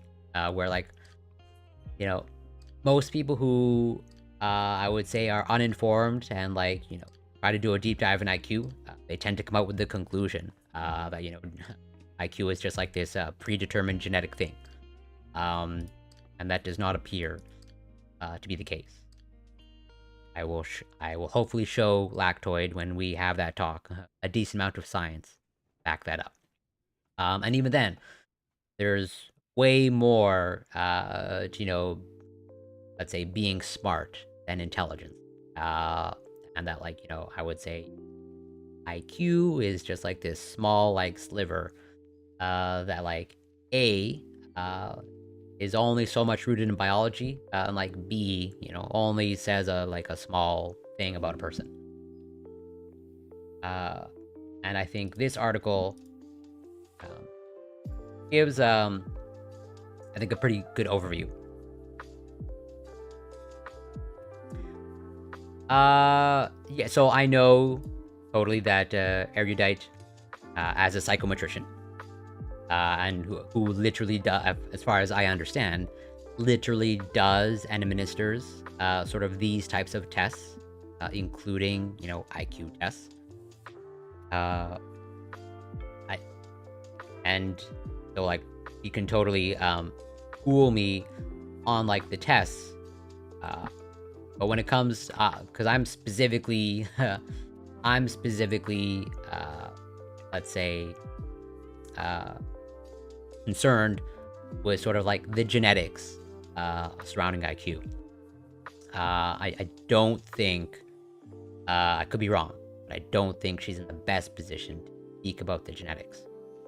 She can totally speak about utility of IQ, for sure, and she can totally school me on the utility and how to test for it and all that stuff, and probably whatever practical implications. I don't think has a better background in genetics than I do, but I could be wrong. I don't want to be judgmental or anything like that, but at least based off of what I know, I think I have a much stronger background in genetics and biology than Erudite.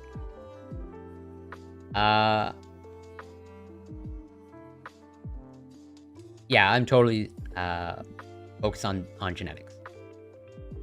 There's so much information on IQ amongst the general public, which caused a lot of people to wrongly fall into yes. Plus, it's not even a good testament to intelligence. Exactly. I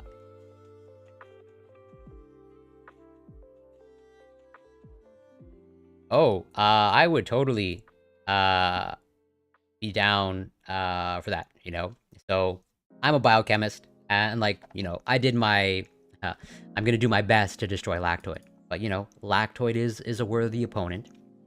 For sure. I definitely want to give full respect to Lactoid, and not diminish them in any way.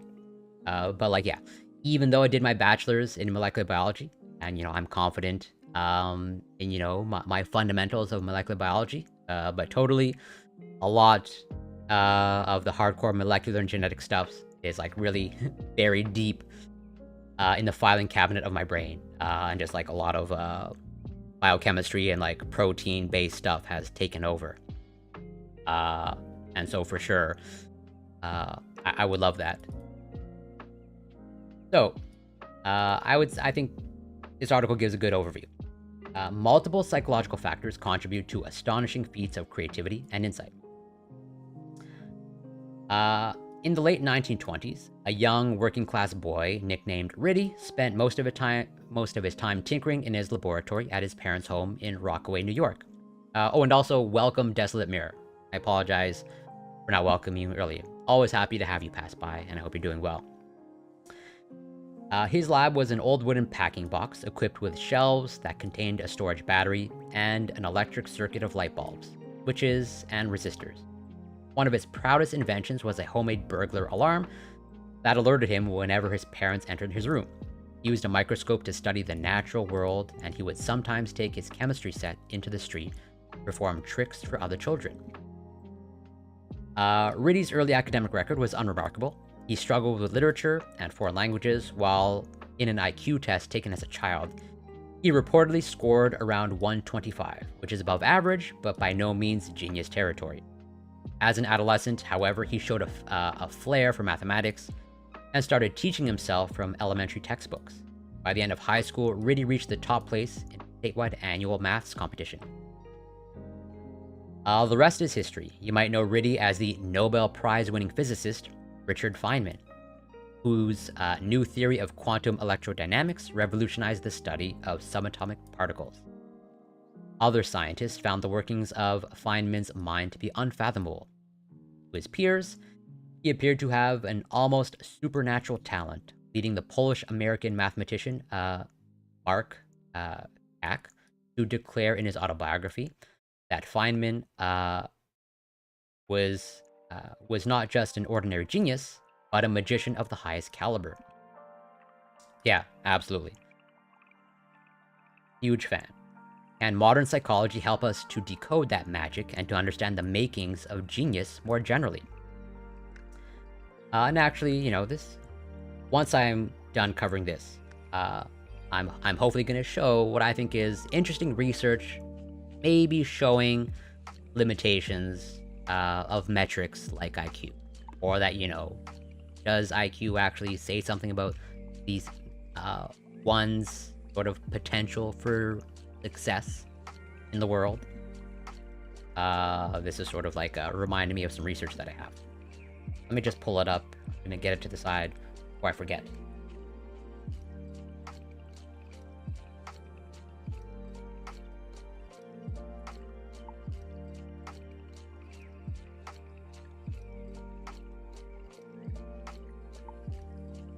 Bear with me.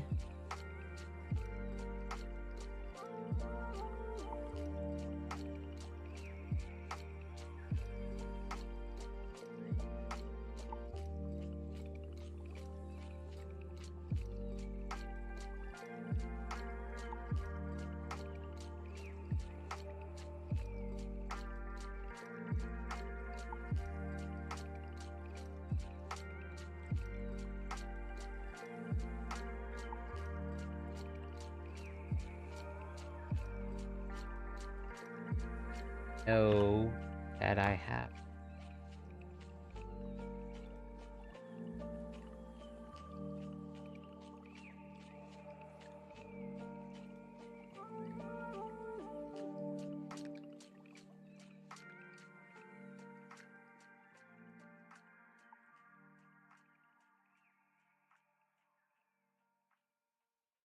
One second.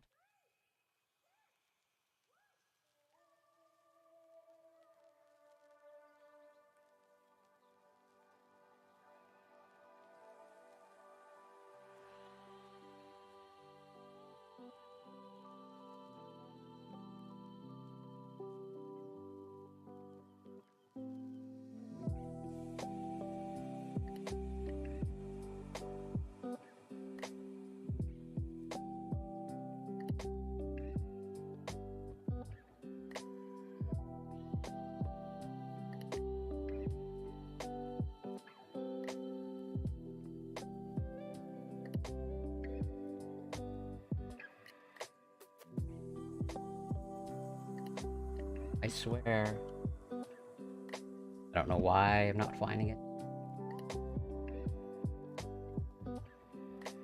Whatever. I'll find it afterwards. I found at least one of them I want to cover. So, simply defining the term is a headache. There is no obvious objective criteria, but most definitions identify genius with exceptional achievement in at least one domain, with originality and flair that is recognized by other experts in the same discipline, and which may spur many more advances. Identifying the origins of genius and the best means of cultivating it has been an even harder task. Is it the product of a high general intelligence, limitless curiosity, grit, and determination? And I think this concept of grit, super interesting. And I definitely have some research about grit. And that's actually one of the things that I was trying to find just now.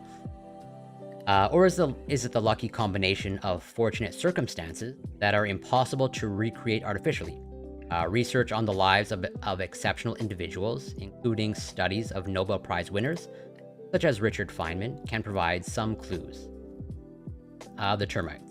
Let's begin with genetic studies of genius. A hugely ambitious project led by Lewis Terman, a psychologist based at the Stanford Graduate School of Education in the early 20th century.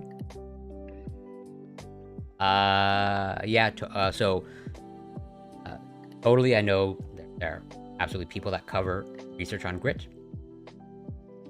I would ask you, since, what do you think gets misrepresented about grit? Because maybe I'm guilty of that. Totally possible. Terman was an early pioneer of the IQ test, translating and adapting a French measure of children's academic aptitude developed in the late 19th.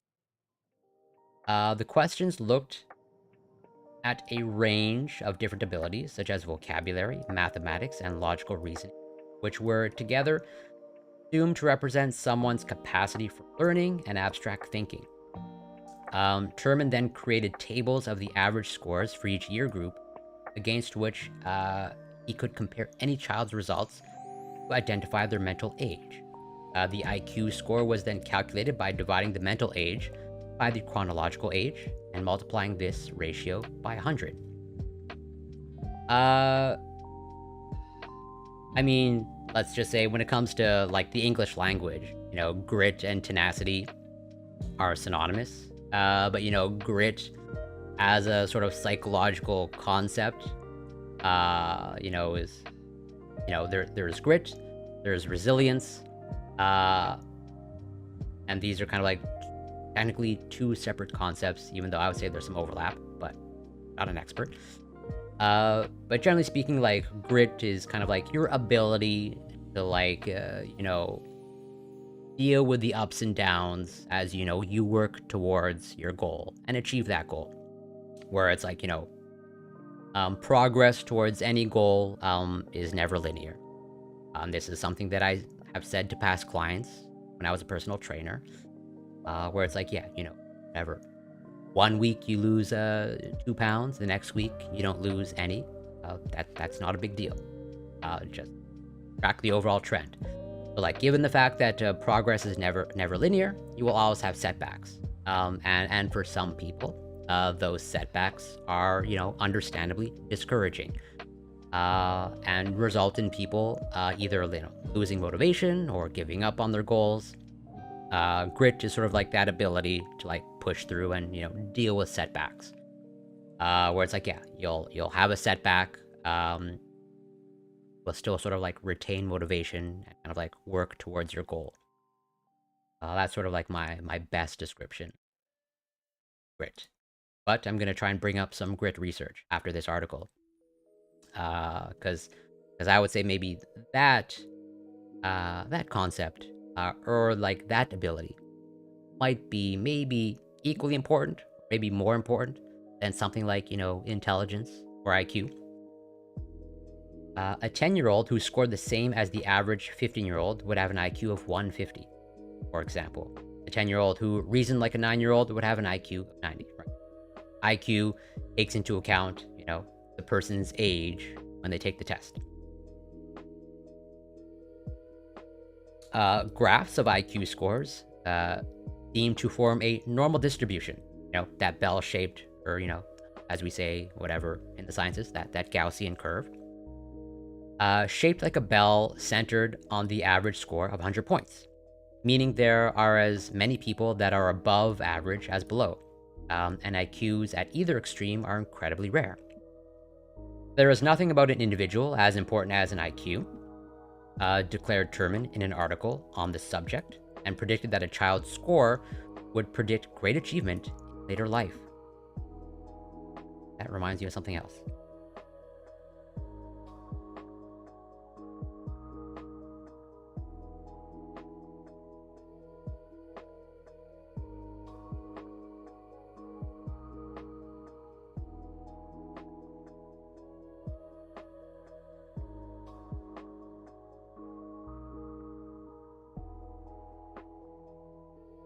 Found that one.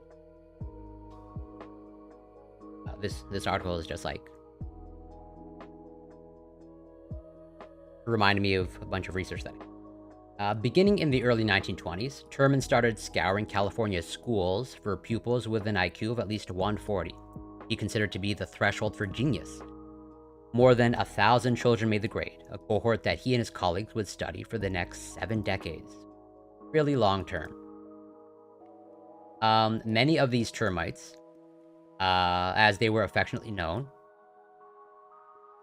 Oh, and Smite Knight, welcome. Thank you so much for passing by. And also, absolutely, shout out to Smite Knight. Fellow streamer, who recently just made their glorious return to streaming. I hope you're doing well. And you know the weight loss secrets, since I know that you've done it before. And the secret is, as everybody knows, or whatever, as hopefully most people know by now, but obviously, I don't think the message has gone out to everybody, but calories in, calories out. And, you know, the vast majority of weight loss comes from, like, dietary changes. It's always great to incorporate exercise and physical activity, but most progress seen when it comes to, you know, weight loss, or specifically fat loss, comes from dietary modifications, and, you know, managing your energy intake. That's the dirty kept secret. So, many of these termites, as they were affectionately known, went on to have successful careers. There was Shelley Smith Midans, for example, a war reporter and novelist, and Jess Oppenheimer, a producer and writer who became famous for his work with the comedian Lucille Ball. She called him the brains behind her acclaimed hit series, I Love Lucy. By the time of Terman's death in the late 1950s, more than 30 had made it into the Who's Who in America, a book of influential people, and nearly 80 had been recognized in a reference book outlining the US's most prominent scientists, called American Men of Science. Despite the name, women were eligible to be included, although the book's name did not reflect this fact until the 1970s. And I missed something. I think my critique concerns really have more to do with how the notion of grit is going to be applied. More so how an emphasis on grit may be a way of victim blaming rather than, yeah, so okay, I take your point, for sure. Yeah. That is, I think, a totally valid concern. And I share that concern as well, where it's like, yeah, that victim blaming aspect. I could see how some policymakers and school administrations could potentially overlook issues of racial justice in favor of the concept of, yeah, exactly. Where it's like, it's a fine balance. Where it's like, yeah, totally, want people to succeed, especially marginalized communities, to succeed. And totally, there needs to be, you know, societal and institutional reform, do that, lift them up. At the same time, aspects like this shouldn't be overlooked, but like, yeah, focusing on something like grit can take away from the changes in policy that do need to happen to help these communities. And I'm super sorry to hear that you're not feeling well. I hope you recover quickly. I'm hoping it's mild. You know, I'm hoping it's just like a common cold. You're back to feeling like yourself quickly. When you look carefully at the data, however, these statistics do not offer strong support for the idea that people with high IQs are destined for greatness. It's important to control for potentially confounding factors, such as the socioeconomic circumstances of the termites' families. So, like, yeah, as you just alluded to, Read and Rap, like, Socioeconomic circumstances absolutely have a part to play, a huge role to play. Children with educated parents and more household resources tend to score better on IQ tests, and this privilege could in turn make it easier to have success later in life. Once this is taken into account, the termites did not perform much more remarkably than any children of similar backgrounds. So, like, if you basically take into account, or, correct for socioeconomic circumstances, or like the advantages that these children have, at that advantage. Other studies looked at the IQ differences within the termine group to see whether these top scores were proportionately more likely to succeed than those who had only scraped in. They weren't. When David Henry Fieldman examined measures of professional distinction, such as a lawyer being made a judge or an architect winning a prestigious award, the people with IQs of more than 180 were only slightly more successful than those scoring 30 to 40 points less. High IQ does not seem to indicate genius in the commonly understood sense of the word, he concluded.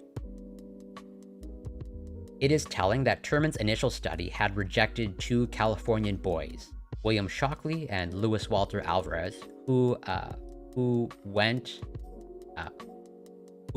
on to win Nobel Prize for Physics. I think there's a little bit of a typo there. While none of the children who had made the grade would receive like a fruit fly flying around me.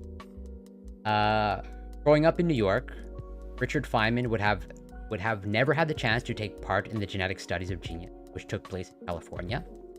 But even if he had been living near Stanford, where Terman was based, his alleged childhood IQ score of 125 would have meant that he would not have qualified either. But Richard Feynman, as they should be, hailed as a genius, considered as a genius, and yet, if you go by like what they score on the IQ, technically don't meet that bar.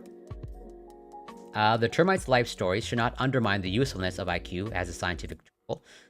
Although it is far from perfect, we know that IQ scores are correlated with educational attainment and income across the population. It will certainly help someone to grasp abstract concepts that are important in many disciplines, particularly those in mathematics, the sciences, engineering, or philosophy. But when it comes to predicting the extraordinary achievements that could be considered genius, it seems to be only a small part of the picture. Consider the capacity to think originally and to contribute something of value to your discipline, a rather fundamental criteria for genius. Intelligence tests typically involve questions testing verbal and nonverbal reasoning, and they often have a single right answer. This doesn't seem to capture some important elements of creativity, such as divergent thinking, which is the ability to generate new ideas. To measure overall creative achievement, psychologists have developed detailed questionnaires that ask people how often they engage in various creative activities, such as writing literary works, composing music, designing buildings, or proposing scientific theories. Crucially, they are then asked to list the recognition for these projects, whether, for example, the work has ever been awarded a prize, if they have attracted media coverage.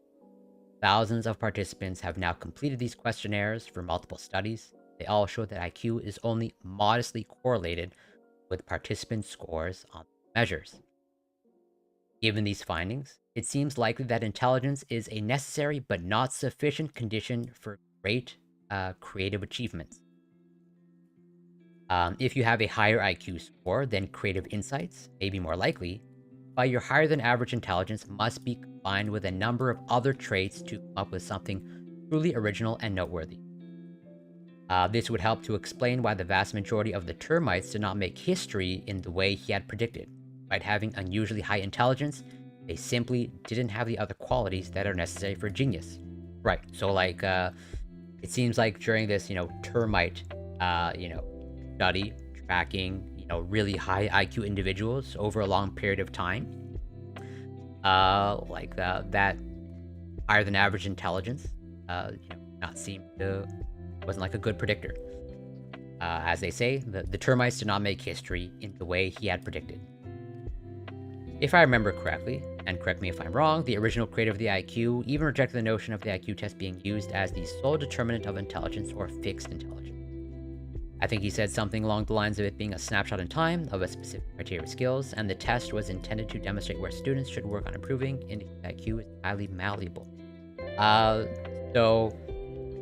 will plead ignorance on that. I actually don't know who the originator or like the creator of the IQ test was. I should probably look into that.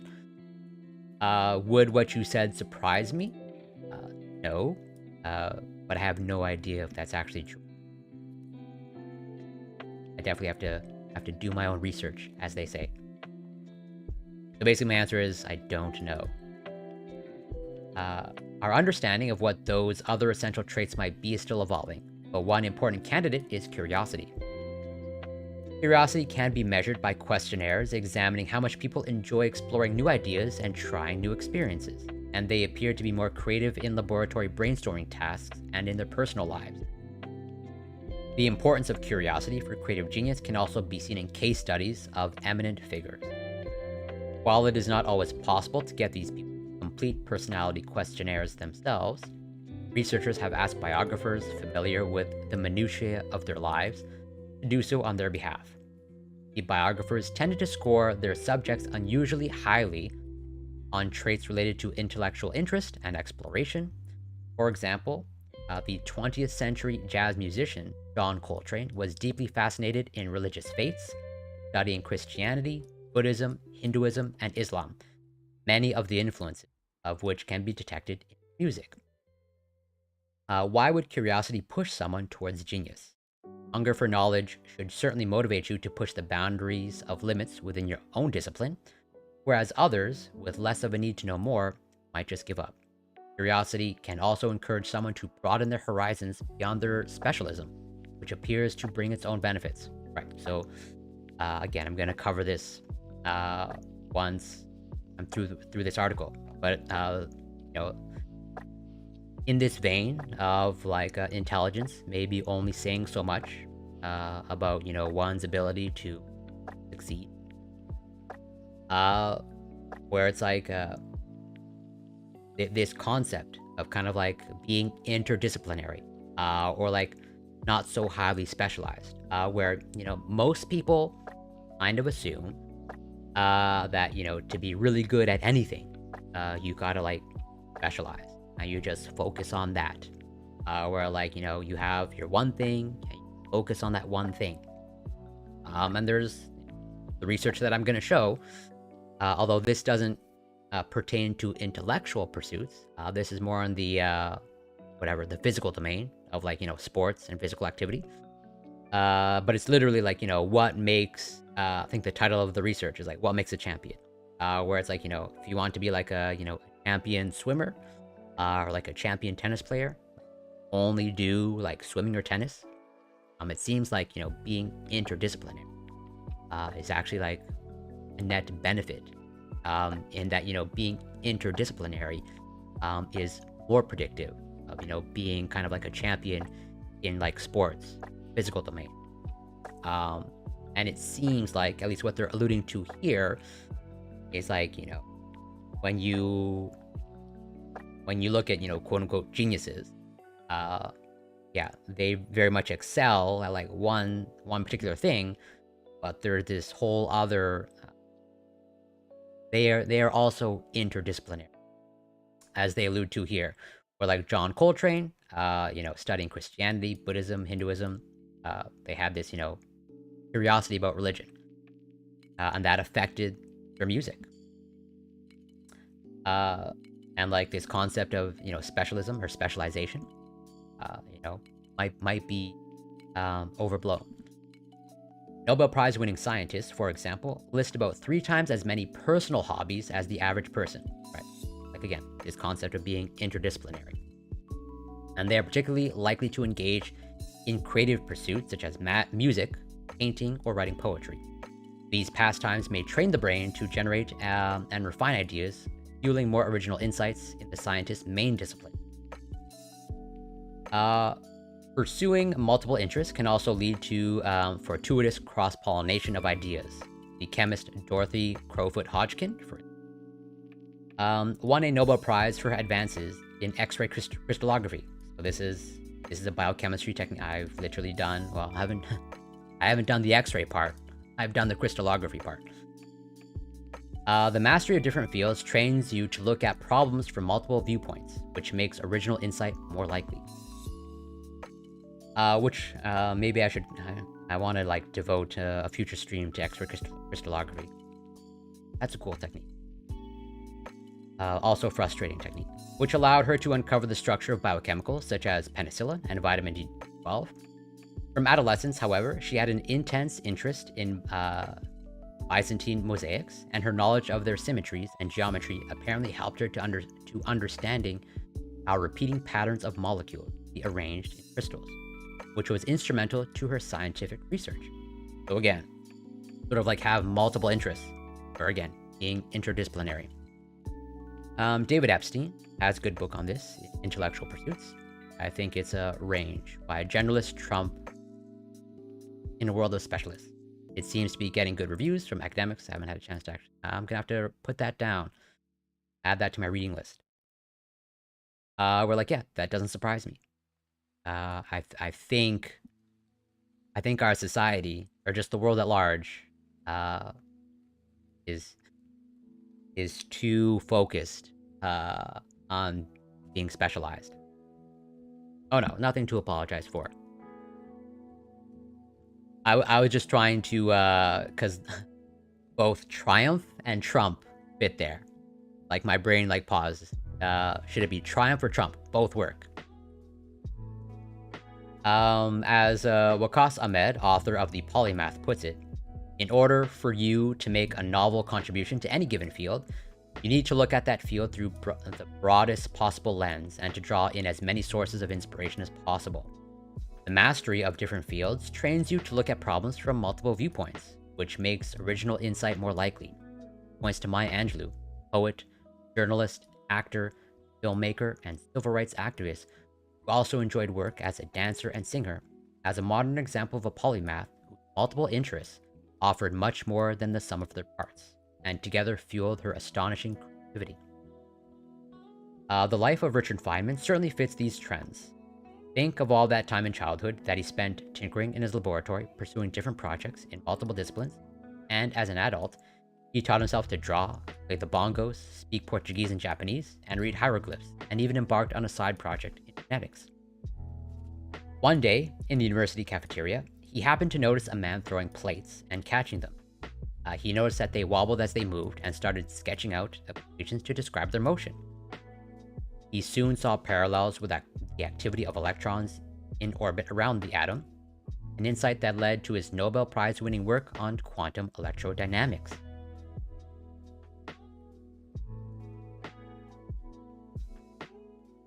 From this scientific and anecdotal evidence, it might be easy to conclude that intelligence combined with curiosity is the winning formula for genius.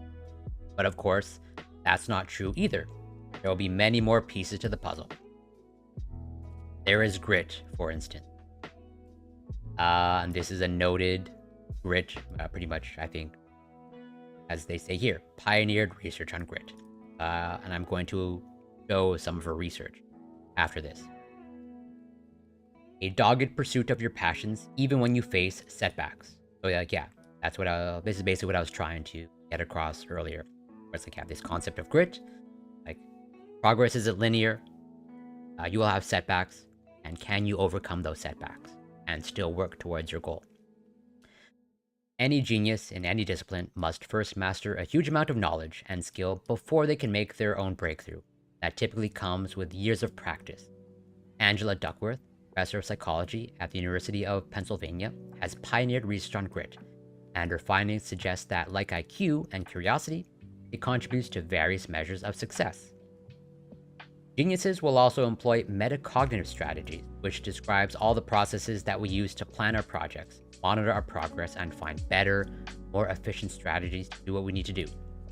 Without this useful reflection on our work, we may find ourselves wasting time that could have been better spent in fruitful practice or exploration. This may sound obvious, but some people struggle to think strategically so that they can make the most of their efforts. That's going to make it much harder for reach a high level of achievement. Like, yeah, basically being efficient. Where it's like, basically, can you learn, assimilate information, and actually use that information in an efficient way? Finally, there's intellectual humility, a neglected but fundamental trait. Recent research by Tanel Porter at Ball State University in Muncie, Indiana, shows that a capacity to acknowledge your flaws and limitations boosts learning, since it encourages you to tackle your errors head on and fill in the gaps in your thinking. In the long term, that will contribute to greater growth in any discipline. Feynman appears to have recognized this. I can live with doubt and uncertainty and not knowing. I think it's much more interesting to live not knowing than to have answers which might be wrong. Yeah, totally. I mean, I think it's a little bit intuitive.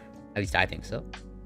Where it's like, if you already think you know everything, then like, I think it's fair to say you are not in the best mindset to learn and, gain new information, right? Yeah, I think that's a pretty arrogant stance to take. Where it's like, if you think you have nothing left to learn, well, if you're of that mindset, you're probably not going to learn anything, or not learn very much. Even if someone has all these positive traits, luck undoubtedly plays a large part in determining who will and won't rise above their peers. You need to be in the right place, at the right time, surrounded by the right people, be able to make the most of your talents. And even the most promising individuals could easily miss the opportunities to shine. It's not hard to imagine a brilliant scientist who was unfairly rejected for a place in a lab that might have offered the perfect nurturing environment to cultivate their abilities. Or an artist who missed all these social connections to be exhibited prominently. Yeah, speaking of, on this topic, I'm not going to read the entire article. I'm probably going to cover it on a future stream. But, where, just as alluded to in the article, where it's like, you might just not have the right connections. And that might be like one of the keys to success. You might just not have, the right name. To to have your research recognized or published. Just the headline here. A Nobel Prize winner is 6 times more likely than someone less well-known to get a thumbs up for acceptance. Fine study. And, there is a lot of research. There's a lot of science on, basically whatever, the bias and the nepotism science.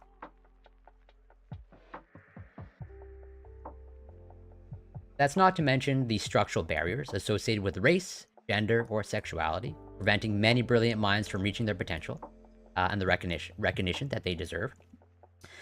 As Virginia Woolf noted in A Room of One's Own, the basic requirements for creativity, such as the time and privacy to work, had been and still are denied to large segments of the population.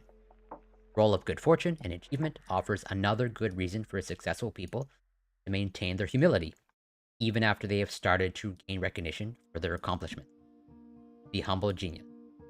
Sadly, many people take a rose-tinted view of their path to their recognition as a genius. They begin to believe that their exceptional minds guarantee success and that their judgments are infallible. A loss of humility often comes to tarnish the reputation. Right. So, like, there's quite a few notable cases of Nobel Prize winners, at least in my opinion, kind of like going off the rails, or like, pretty documented going off the rails. I think the one that sticks out of my brain is the inventor of the PCR. Can't remember their name.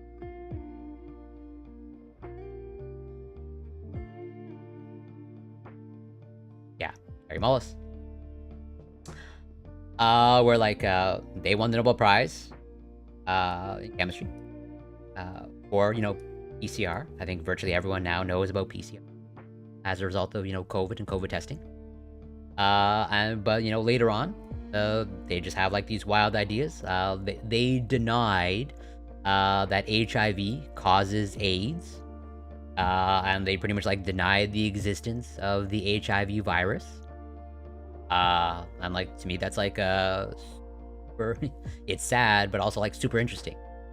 where it's like, yeah, you're an absolute genius when it comes to like inventing this like pretty revolutionary instrument, and but then I don't know, something just like goes off the rails.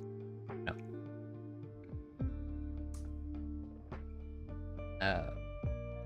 Yeah, it's wild. Let's see. Science writers have long noted the existence of Nobel disease, and maybe that Carrie Mullis is the example of Nobel disease. A tongue-in-cheek term that is used to describe the tendency of some Nobel winners to form rather irrational theories later in life. Multiple scientists who stood in Stockholm City Hall's podium to accept the pinnacle of recognition in their discipline have gone on to express absurd justifications for AIDS denialism.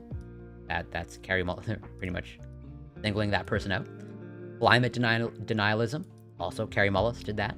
Vaccine denialism, scientific racism, and the endorsement of pseudoscientific treatments such as homeopathy. Socrates, of course, taught us about this millennia ago. In Apology, Plato describes how his teacher wandered the streets of Athens to meet the city's most successful poets, artisans, and politicians. Eventually, he recognized that the wisest people were those who could acknowledge the limits of their knowledge. The lesson is as relevant for would-be geniuses today as it was 2,400 years ago. No matter how great your talents, there will always be something you do not know. The age-old adage of Socrates, or what Socrates is purported to have said, because Socrates never wrote anything down. I know that I know nothing.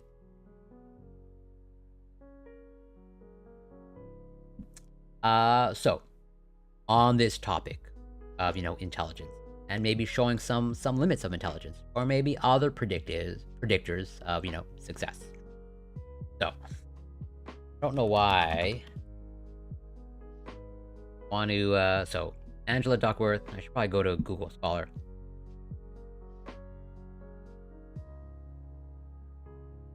Has a particular paper that was library. Absolutely, I can share the link. Not a problem. More than happy to.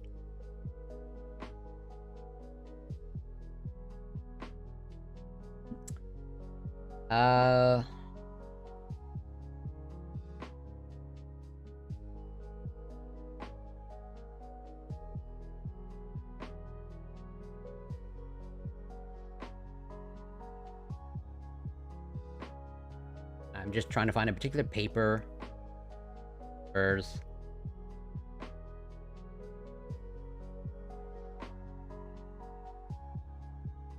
I should probably find it.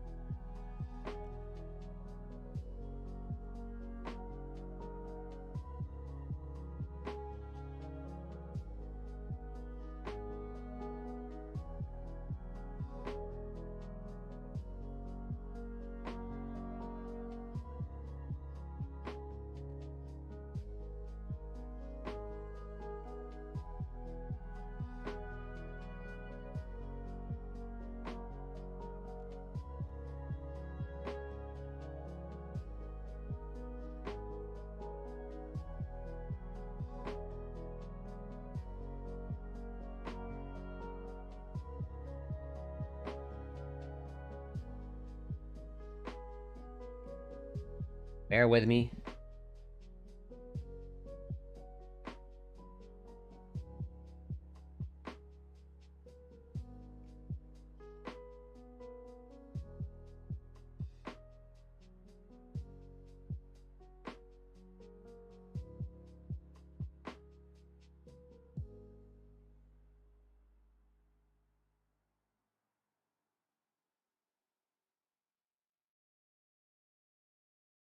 I found it.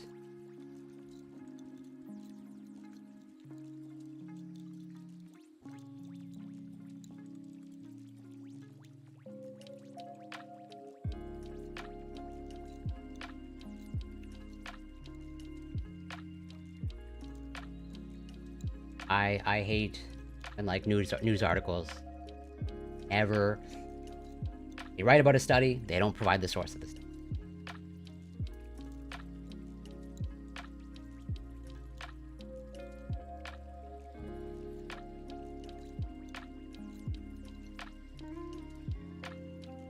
Just the absolute worst journalism.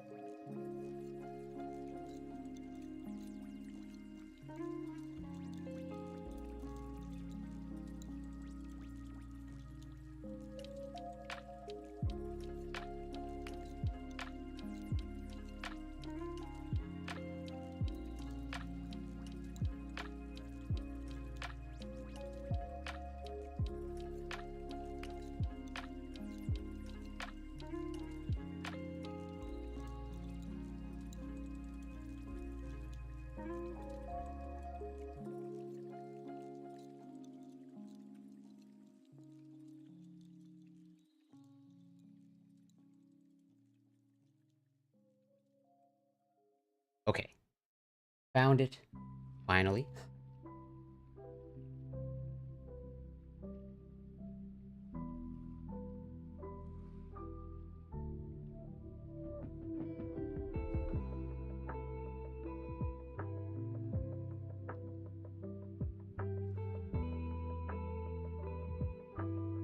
Okay, apologies for that. Okay. Had this study.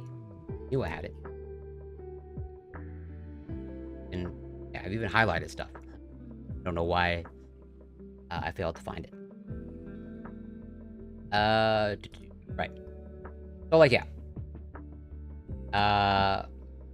He pretty much like has basically created this field of grit research. But before I cover this, you know, I want to cover this. Like that article alluded to, where it's like, you know, when you look at geniuses, as they say, they very often have, you know, multiple hobbies, and they are kind of like interdisciplinary. Where, like, yes, they certainly have their specialization, but it's not only that. And so, you know, there's this research here that I've covered before, but I still think it's super interesting and still applies. This is more in the physical domain. When it comes to like athletes and sports, what makes a champion? Early multidisciplinary practice, not early specialization, predicts world-class performance. So it's not like, you know, you want to become, you know, a champion tennis player. Not like, you know, you get your child to play, you know, tennis, you know, like right from the cradle. It really does seem to be you know, they try out multiple sports, and like as they try out multiple sports, it seems like, you know, the individual kind of like teases out like what they're good at, and like then they kind of like specialize. I'm not gonna read the whole thing, just like the abstract. What explains the acquisition of exceptional human performance?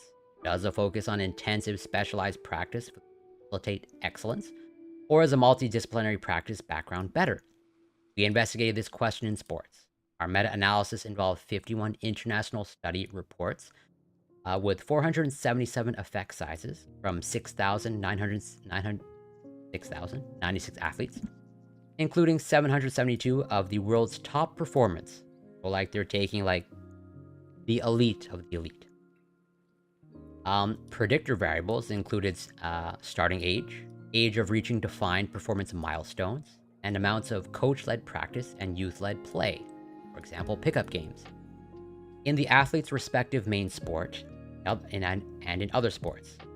Analyses revealed that adult world-class athletes engaged in more childhood adolescent multi-sport practice started their main sport later accumulated less main sport practice and initially progressed more slowly than did national class athletes. So, it seems like, uh, they weren't these world-class athletes, like, right off the bat. They kind of, like, dabbled in various sports. And even when they kind of, like, I guess, chose their main sport or activity, they didn't see, like, massive success, like, right from the get-go. As they sort of said, initially progressed more slowly than did national class athletes. And B, higher-performing youth athletes started playing their main sport earlier, engaged in more main sport practice, but less other sports practice, and had faster initial progress than did lower-performing youth athletes. And C, youth-led play in any sport had negligible effects on both youth and adult performance. We illustrate parallels from science, like what was touched upon in the article I just read. Nobel laureates had multidisciplinary study, working experience, and slower early progress than did national level award winners. Findings suggest that variable, multidisciplinary practice experiences are associated with gradual initial discipline-specific progress, but greater sustainability of long-term development of excellence. So, like, yeah, it's not just like picking one thing at an early age, like sticking to that. If they kind of like, yeah. Current theories of expert performance are insufficient to adequately explain the full range of phenomena associated with expert sports. Most notably, the acquisition of the highest performance level. Early variable multidisciplinary practice is associated with gradual initial sport-specific progress, but greater sustainability of long-term development of excellence. Conversely, early single sport specialization with reinforced specialized practice is associated with rapid initial progress, but compromises the sustainability of long-term development. So it's like, yeah, if you specialize too early, like, yeah, you see good progress quickly, but it seems like you plateau off pretty quickly, or at least relative to the people that have this interdisciplinary background. And then, like, once they start specializing, yeah, they don't see as great as progress initially, but they eventually, like, kind of like overtake, they call, like, the early single sport specialization individuals. The converging evidence from this research facilitates scientific understanding of the acquisition of outstanding performance, maps out promising avenues for future research, and informs practical application in high-performance settings. So, like, it seems like there's this little bit of overlap between, I guess, whatever, intellectual genius, and, physical genius. Where as they're pretty much, like, explicitly saying here, to be a champion, to be like a physical genius, so to speak, you should be interdisciplinary. And that allows you to then, like, specialize later on, and to perform better and more sustainably. And it seems like that holds true in the intellectual domain. Yeah, totally. That's like, to me, this is like some of the most interesting. And now, sort of expanding on this concept of grit, where, like, as many people are kind of like under the assumption that IQ and intelligence is, like, this great predictor of success, and, like, it's like the only thing that matters. But there's this concept of grit. This helps explain the anecdotes I've seen throughout my whole life. I grew up with a guy named Jordan McCabe, who was considered a 12-year-old phenomenon in basketball. Now plays at UNLV and isn't even in the starting five now, mostly due to lack of athleticism. Yeah, I think that's a pretty common experience, where it's like I think so many individuals are kind of like like a little bit of a spark. Like, there's this spark of genius, either intellectual genius or physical genius, and it seems to, like, fizzle out. And so, like, what allows you to maintain that spark? It seems like pretty delicate. but I think we fall into this trap because they're, I think everyone knows the story of, not everyone, but most people know the story of, like, the gifted athlete, the gifted, talented athlete, where, like, Michael Jordan, was like playing basketball from whatever a young age, and Michael Jordan, widely considered like one of the greatest, if not the greatest, basketball player of all time, and so they just like take that and run with it, where it's like, oh well, this highly talented, gifted athlete, since they started at a young age, well then, if I want to recreate that, then I need to get my child,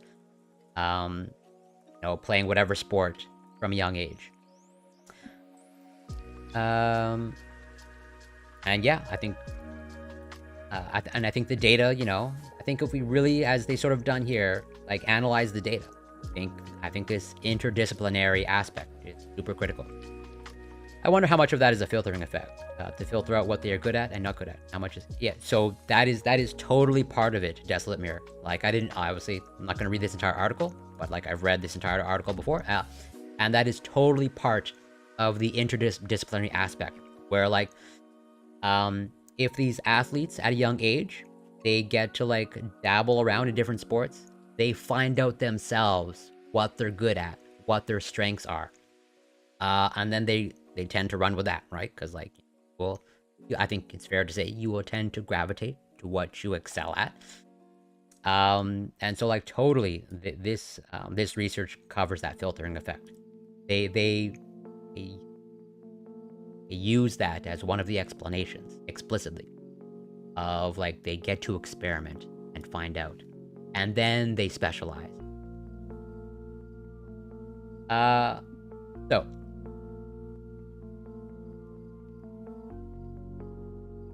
that concept of grit, and like, yeah, is IQ being a predictor of success, especially when it comes to like academic success.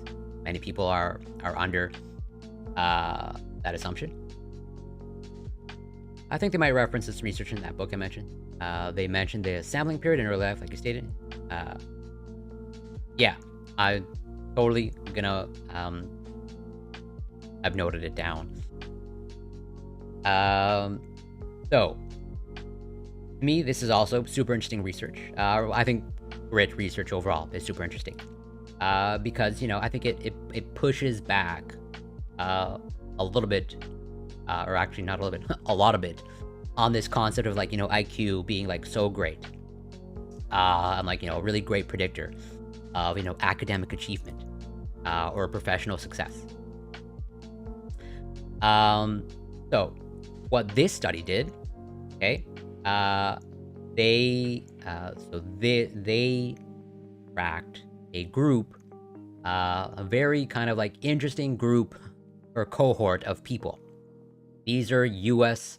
Marines, specifically at West Point.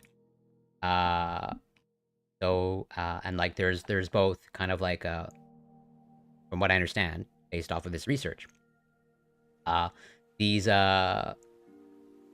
Marines, they get academic training, and they understandably, obviously, get physical training. And so like, what is the predictor, that like, what predicts who will get through all of this training? Basically, who will complete all of this training at West Point, specifically. Yeah, U.S. Military Academy at West Point. And it's quite a large sample size. One of the huge strengths of this study, it's over 11,000 cadets entering training at the U.S. Military Academy at West Point. And I believe they tracked them over quite a number of years. Another one of the strengths of the study. And I highlighted, if I can find it again, right, so it's right here that I highlighted. This investigation underscores the independent roles of cognitive and non-cognitive determinants of achievement. In data collected on over 10,000 West Point cadets for a full decade, like I said, they tracked quite a lot of cadets over a long period of time. So cognitive ability emerged as the best pre-training predictor of academic and military grades. Like, yeah, that doesn't seem all that surprising. This might be where the part where, maybe IQ is, or cognitive abilities, clearly playing a role. But you graduate from this academy, not just about the academics or the military grades. And then they go on, and physical ability proved the best pre-training predictor of physical performance. So you're basically talking about kind of like two cohorts of people that are specialized, where it's like the ones who specialize in physical performance, no surprise, they excelled at physical performance. And then the ones who excelled in cognitive ability, no surprise, they excelled in the academic and military grades. But what was the predictor of someone or one of the cadets that will actually complete all of the training? It was this concept of grit. Grit, in contrast, contributed only modestly to academic, physical, and military performance, but was the only reliable predictor of completing beast barracks, the initial summer training during which attrition from the academy peaks. So during this West Point overall training, there's this beast barracks experience that is apparently the biggest hurdle to overcome. And it seems like this concept of grit was as they say, it wasn't super strong. They say it very explicitly. It's modestly, but it was the only reliable predictor of completing beast barracks. So finally, compared with cognitive ability, both grit and physical ability were more prognostic of graduation. So it's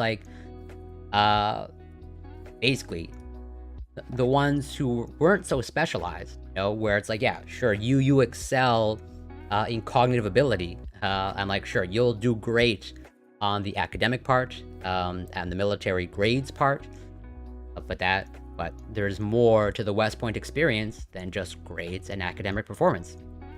You need to be basically well-rounded. You can't be so specialized because there will be understandably deficits in the physical ability. And you need the physical ability to, basically graduate. And so it seems like the individuals that weren't so specialized, that, predicted whether they graduated or not. It is worth noting that by far the largest effect sizes were observed for the prediction of academic and physical performance by cognitive and physical ability, respectively. While affirming the benefits of an agile mind, this finding also suggests the need to assess a more expansive array of domain-relevant abilities. For example, military acumen, artistic talent, emotional intelligence, than is typical in research and practice. So is it surprising that, let's say, when it comes to academics, cognitive ability is probably a good predictor of academic achievement, but as an academic, I can say that only means so much. And you succeeding in academia, doesn't mean you'll succeed anywhere else. Where it's cognitive ability has limitations. Physical ability clearly also has limitations.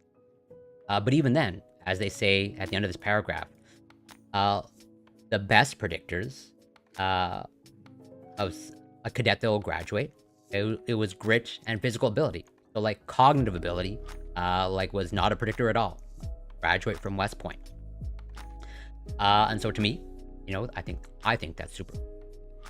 Where it's I think this is not saying that cognitive ability isn't important, but I think it's showing, pretty much, let's say, some of, what's the word I'm looking for? Not drawbacks, but basically deficits that, just specializing cognitive ability can bring, where it can only carry you so far. At least when it comes to, if you want to complete West Point training, where you almost certainly need to be, well-rounded, both in academic cognitive ability, and the physical domain. It seems like that's where this concept of grit super important. Absolutely. And as someone who has a lot of experience, not only with, like I have a chronic illness, I have Crohn's disease, and so like I've had lots of experiences with the doctors, and they're totally bad doctors. And as someone who has literally taught biochemistry to future medical students, like I've said this before to some of my friends, never to any of my past students, but there are totally students that I have taught that have gone on to medical school and to become doctors. If I ever encountered them, if I like visited a hospital or ER, I would be asking for just because like I know too much about them, kind of thing. Oh, and I'm not done with this.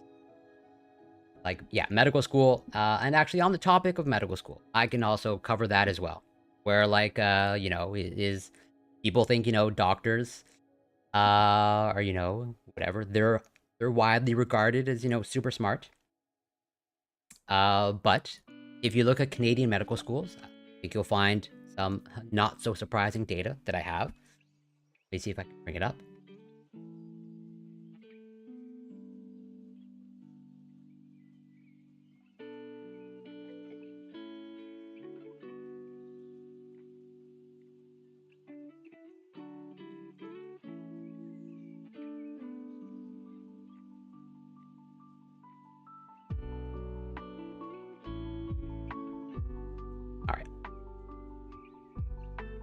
All right, so there's not a lot of data because, for whatever reason, or maybe not so surprising reasons, you don't want to track the demographics of Canadian medical students.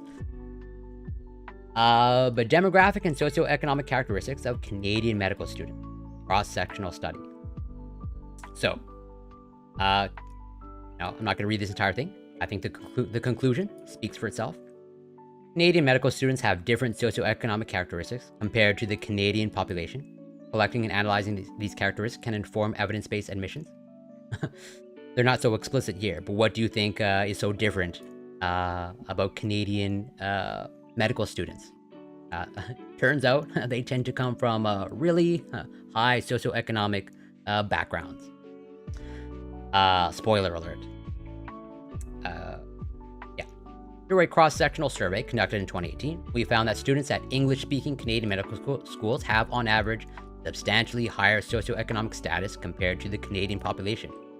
Compared to previous studies on this topic, the socioeconomic gap between medical students and the broader Canadian population appears to be widening. Addressing this complex issue will require a coordinated effort between students, medical schools, and faculty and funding bodies. And there's also this study here.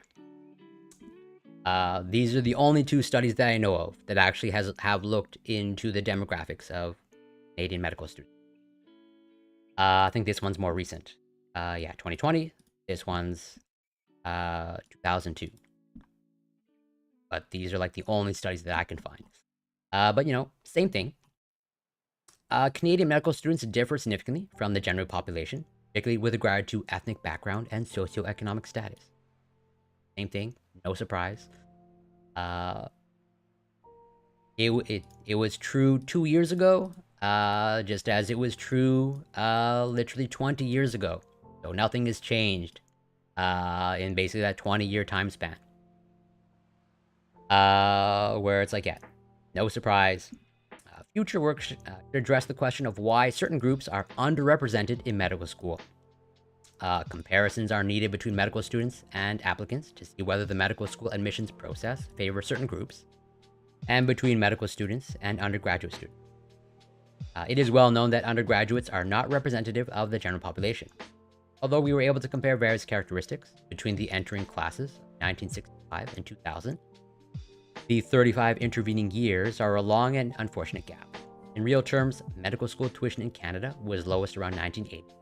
and it would be of considerable interest to know whether the underrepresentation of rural, Black, Aboriginal students and students of low socioeconomic status was as marked then as it is now. Like, they were saying this literally 20 years ago, in 2002. And then 18 years later, in 2020, exact same. Aren't like a disturbing percentage of physicians that are anti-vax. Some med schools don't do a very good job as well. Zygote and I rant about that a lot. There's not a lot of sense. Yes. So it's difficult. So I can only speak to the Canadian experience. Obviously, you can only you and homozygote will obviously know more about medical education in the United States. But so generally speaking, medical school in Canada, if you wanted to, the typical route to get into medical school in Canada, very often required going through getting some sort of like science-oriented undergraduate degree, such as, in biology, biochemistry, chemistry, whatever. And that's one of the reasons why, I have taught many students that have gone on to medical school, because like, a stereotypical pathway for students in Canada is to like just, go do like a biochemistry undergraduate where they have to take biochemistry, and, they run into me as one of their TAs.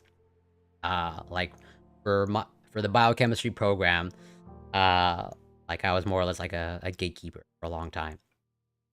Like virtually like 60 to 70% of students that had to take a biochemistry course pretty much ran into me at some point. So like, yeah, as I was saying, the traditional route was like to get some sort of like science undergraduate degree and then to apply to medical school. But recently, like in the past decade or so, roughly, can't remember exactly,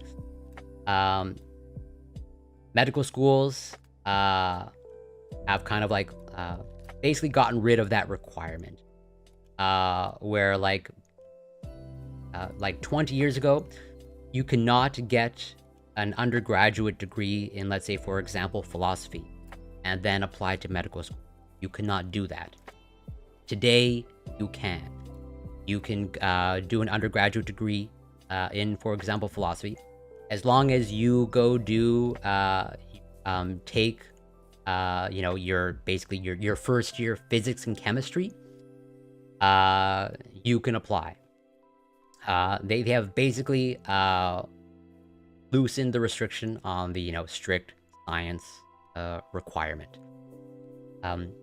And like, let's say there's totally that drawback of being less scientifically rigorous, but this was done sort of in an attempt to kind of like hopefully get more well-rounded physicians, where it's like just I think it's fair to say that it would be great if all doctors did get a rigorous rigorous scientific training, but at the same time, a good scientist does not make a good doctor.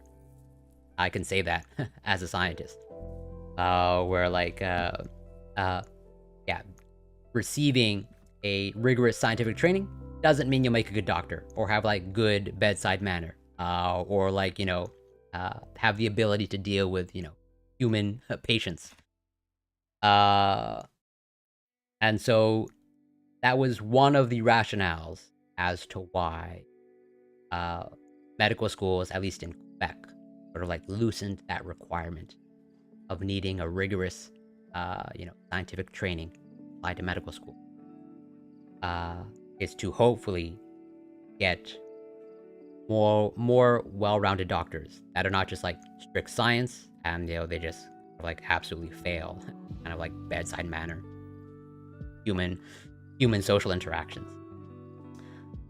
And so it's like, the doctors might be, higher quality when it comes to, dealing with patients, and, dealing with, and, having human interactions. But then there might be that cost, that not, basically a less rigorous scientific training, resulting in, other unintended consequences.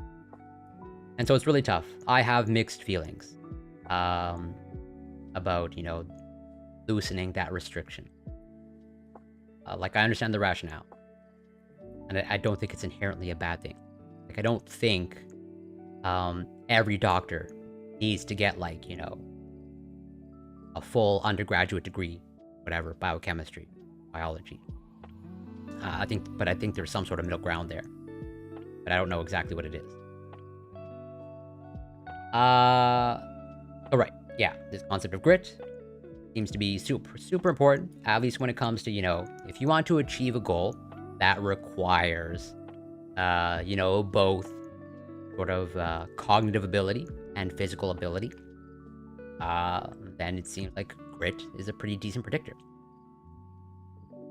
So yeah, to examine cognitive and non-cognitive predictors of success, we conducted a mega-analysis of prospective longitudinal data on over 10,000 cadets at the U.S. Military Academy at West Point. Cognitive ability was negatively related to physical ability and grit. Interesting. So it seems like the more you excelled at cognitive ability, the less gritty you were. While cognitive ability predicted academic and military grades, the non-cognitive attributes of physical ability and grit were more prognostic of other achievement outcomes, including successful completion of initiation training and 4-year graduation. Yeah, I think this sums it up nicely. I double majored in bio and philosophy, so I could see the appeal of philosophy, especially since they have superior scores in the philosophy. Yeah, that makes sense. But yeah, they should still ensure that they at least have some sort of mechanism to compensate for that gap. I agree with. But I also do agree that we need more well-rounded doctors, especially those that understand the social. Exactly. In an ideal world, they get all three of the. Yeah. So I think that sums it up nicely. In an ideal world, all three of those components are super important when it comes to, like, being a doctor and being a doctor dealing with human patients. All right. And to me, this is also whatever, a little bit of I guess, lighthearted research on, high IQ individuals. It seems like maybe, your high IQ, yeah, it's great for all that, book learning. And, the getting good grades and academic achievement. But when it comes to, dealing with humans, you might have some deficits. You might be not so gifted after all. That quote unquote intelligence and cognitive ability can only take you so far. Oh, and Jason Society, welcome. Thank you so much for passing by, and also shout out to Jason Society, who definitely has the highest of high IQ. I hope you're doing well. Jason Society hosts Stonercast. Definitely check them out. So yeah, intimate relationships of the intellectually gifted, attachment style, conflict style, and relationship satisfaction among members of the Mensa Society. And maybe this speaks to sort of, maybe doctors do have a high IQ. But as we sort of alluded to, if you're dealing with, humans and it requires, like, social interaction, that high IQ might count for nothing. So, what is the relationship quality of the intellectually gifted? And this is specifically members of the Mensa Society. And like Mensa, I think virtually everyone knows, I guess, Mensa. This is like a society that, like, only admits, I guess, the gifted I think there's a specific IQ threshold. And like I think you literally have to do a test to get into Mensa. I think there's at least a few actors who are part of Mensa. I think Gina Davis, part of Mensa.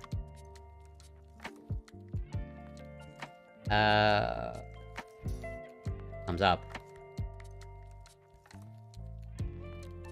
Could have sworn.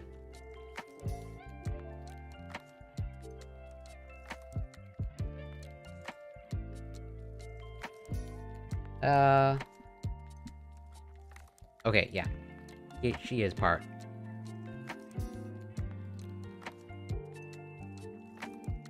Whatever. To just satisfy my curiosity. But, what is the IQ cutoff for Mensa?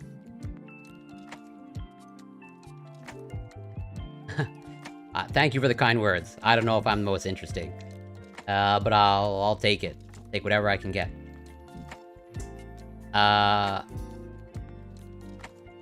So, most IQ tests are designed to yield the mean score of 100.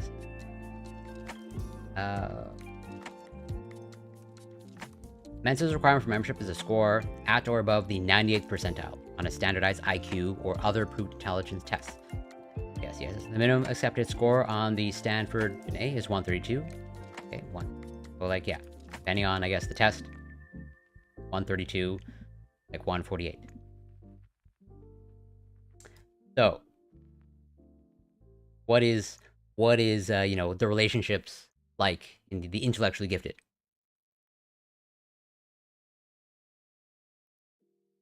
That doesn't necessarily surprise me. I think whatever. If you have any interest in joining Mensa, I think that probably attracts a certain type of people. So to date, relatively little is known about the intimate relationships of the intellectually gifted, the way they attach themselves, handle conflicts with their intimate partner. Do the intellectually gifted have have the ability? Does that intellect allow them to resolve conflicts in a healthy way? Well, it doesn't really seem like it, at least based off of this data. The present study examined these issues by examining the relationship between attachment styles, conflict styles, and relationship quality in a sample of 196 adult members of the Mensa Society. These results were compared with findings from a general community sample. Results showed that overall, Mensa members showed similar levels of relationship quality compared with the control sample, but also tended to deal less constructively with conflicts and reported higher levels of fearful attachment. So to me, this is super interesting. If you know about attachment styles or attachment theory, is totally valid and legitimate psychological concept that is very much empirically validated. But this fearful attachment style is super, the fact that it appears to be much greater in the intellectually gifted is super interesting. Because, say this is not the most healthy form of attachment, put it that way. And that, generally speaking, whatever, a romantic relationship with an individual that has a fearful attachment, may not be of the highest quality. Analyses showed that the relations between relationship quality, conflict styles, and attachment were comparable in the two samples, with the exception of the role of fearful attachment in the relationship. Conflict styles mediated the relations between attachment and relationship quality in both samples. Results are discussed in light of the scarce knowledge on the intimate relationships of the gifted. So I want to be careful. I don't want to stigmatize any sort of attachment style. It's just it doesn't make anybody a bad person. These are all, at the end of the day, coping mechanisms or coping skills. And if that is one's attachment style, it likely means that, they've been through some experiences that are probably like, not so great. And very often, a fearful avoidant attachment style, is associated with some pretty traumatic experiences. Or rather, like, trauma is known to be, associated with a fearful attachment style. Discount Seth Rogen, welcome. Thank you so much for passing by. And yes, you can totally ask an off-topic vaccine question. I can't guarantee that I can answer every single question, but absolutely you can ask, and I'll always do my best. And well, I think AMA is in my stream title, so gotta live up to that.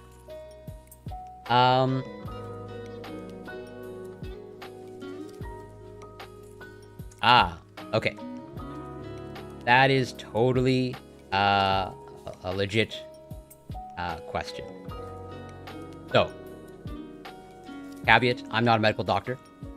But based off of what I know, and the data that I've seen, and what I would ask the question,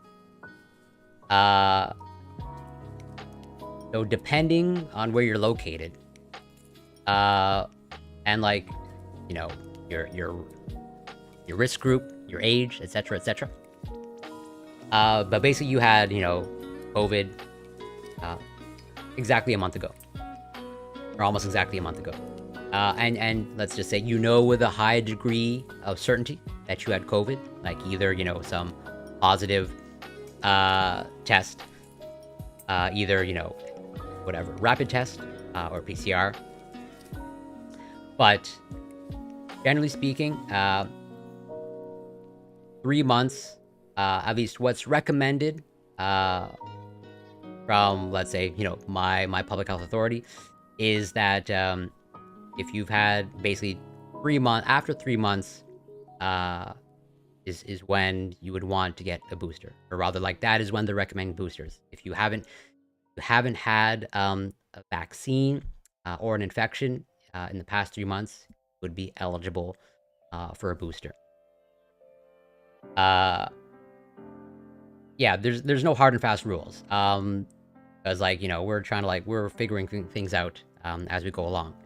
But basically, if you're, your typical healthy adult, and, you're not in a higher risk group, you're probably good for at least 3 months, if not longer than that. But the flu shot, I believe you should be able to, because I just got mine, like, I literally got both a COVID booster and a flu shot this past Tuesday, like, whatever, 4 days ago. Got them at the same time. I don't think there's any sort of, let's say, whatever the opposite of recommendation. Basically, I don't think there's anything preventing you from getting your flu shot if you had COVID around Halloween. Because, like, those are two separate viruses. I think you should be able to get your flu shot whenever. The COVID booster, like I said, if you have no pre-existing conditions and you're not in a higher risk group, you probably have some pretty good protection for at least the next 3 to 6 months. But if you want to play it safe, or like the most safest, probably like after 3 months, would be eligible for a booster, most likely. That would be my non-medical, based off of the data that I have seen and the recommendations that I read. But again, be perfectly transparent. I'm absolutely not a medical professional. I'm just giving my thoughts. Show me the money. Oh, thank you so much. Super appreciate the sub. Super grateful for that. And yeah, if you found anything that I said helpful, then that's all that really matters to me. So to wrap up this sort of discussion, I'm just gonna read the discussion. So, the present study examined the intimate relations of gifted individuals, comparing them with the intimate relationships of individuals not identified as gifted. That's, I guess, a PC way of saying, not so smart. Or not as smart as the genius. Our first aim was to examine differences in relationship quality, attachment styles, and conflict styles between gifted and non-gifted individuals. Results show that on 2 measures of relationship quality and satisfaction, gifted and non-gifted individuals involved in an intimate relationship did not differ. Both reported about equally satisfying relationships. Both samples did, however, differ in their conflict and attachment styles. With regard to conflict styles, the gifted sample reported engaging less often in integrating and compromising and more often in avoiding, which super interesting to me. Where it's like they're these intellectually gifted people are not actually engaging in problem solving. They are literally avoiding the problem, which is, say, not healthy problem solving, at least in the context of an intimate relationship. Correlational analyses showed that in both groups, integrating and compromising were positively related to relationship quality, whereas avoiding was negatively related to relationship quality. That should not be surprising. If you avoid problems, typically problems don't get solved, and they just pile one on top of the other. These findings suggest that gifted individuals show a somewhat lower ability to constructively deal with conflicts in their intimate relationship by engaging relatively little in those conflict styles that help handle conflicts constructively, and relatively often using a conflict style that may potentially damage their relationship. Possible explanation for the finding that relative to others, gifted individuals tend to avoid conflicts more often is that, in general, gifted individuals show more intensity in their feelings and are relatively more emotionally sensitive. Interesting. Where it's like, again, you're showing, or it's demonstrating some of the weaknesses of being so, I guess, cognitively inclined. Like, yeah, you really excel when it comes to, like, the cognitive abilities, but when it comes to the emotional aspect, like, there's some deficits. And, I think it's fair to say that being emotionally agile and managing your emotions is probably, like, more important in an intimate relationship than cognitive ability. And in fact, actually, want book recommendation? Do so.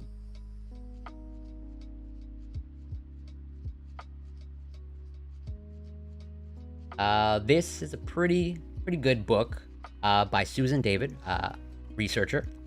Well, it's also there on the cover, Susan David, PhD. They're a psychologist, if I remember correctly. Yeah, psychologist on the faculty of Harvard Medical School. And they also have a really great TED Talk, which I recommend you check out. But pretty much, yeah, they are basically making the case for emotional intelligence, or, like, this concept of emotional agility might be more important than cognitive ability or raw IQ intelligence. And I think you're here now. You're seeing some limitations of cognitive ability.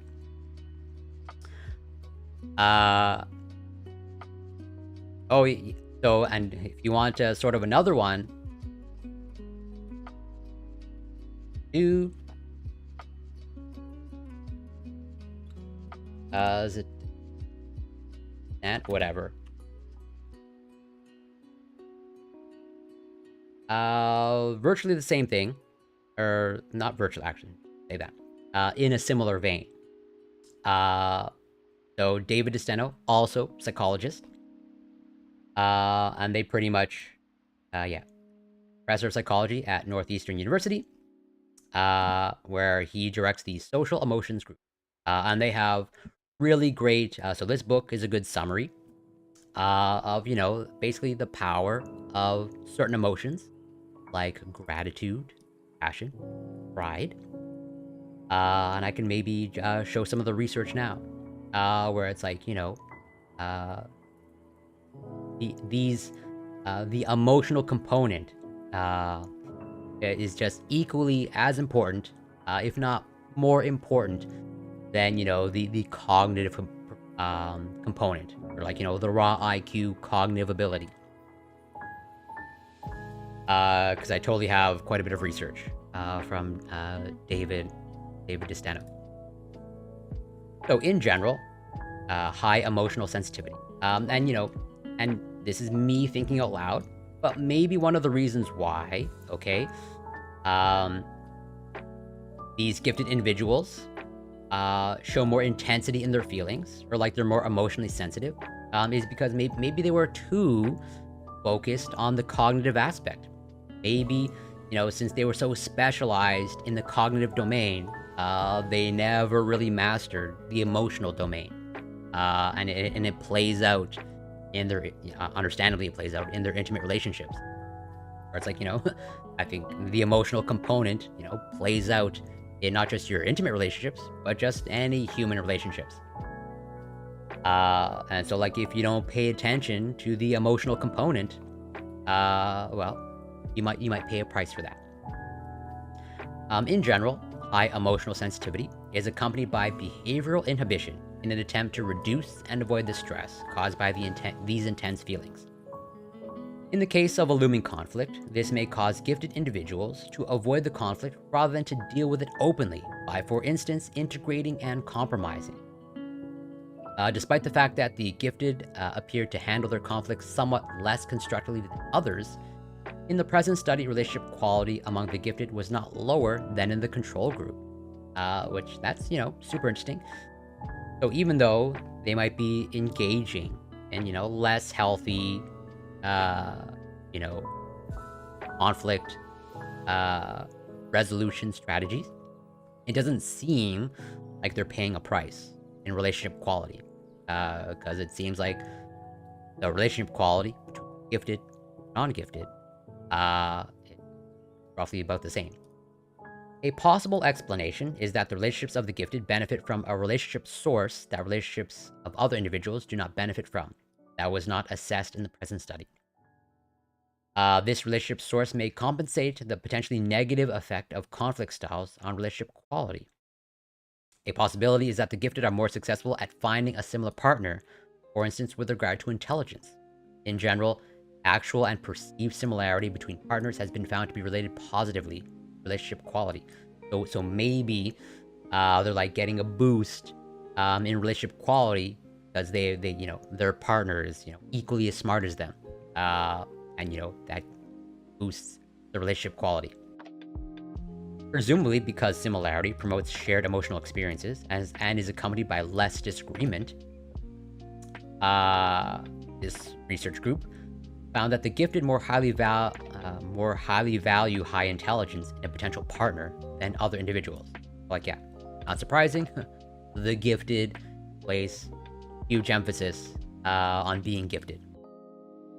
As a result, the gifted may put more effort in finding a mate with a similar level of intelligence, resulting in more homogeneous relationships. Indirect evidence for the relatively strong strive for assortative mating among the gifted was found by Benbow, Zondervan, and Stanley, who studied the parents of the gifted. Because IQ is highly heritable, the parents of the gifted have a relatively high probability also to have a high IQ. Benbow et al. Found that these parents resembled each other significantly more than other parents, suggesting a higher level of assortative mating among parents of the gifted.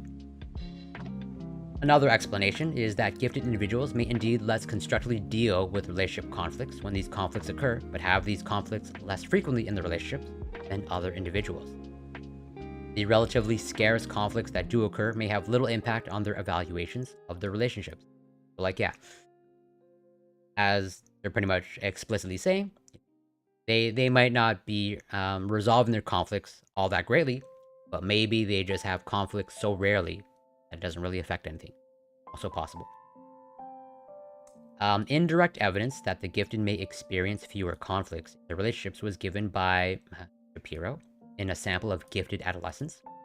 In this study, gifted individuals were found to be more task-oriented than other orientation that was found to be accompanied by less conflict in their relationships with peers. In addition, if gifted individuals are indeed more successful when it comes to assortative mating, they may experience less conflicts and disagreements in their relationship because of smaller differences in opinion, intelligence, personality, and/or lifestyle. Because the present study did not assess how often individuals experience conflict in their relationship, but only how they dealt with those conflicts once they occurred, we cannot be certain that gifted individuals indeed experience less conflicts in their intimate relationships. Relative to other individuals, the gifted individuals in our sample also perceived fearful attachment style to be more applicable to them.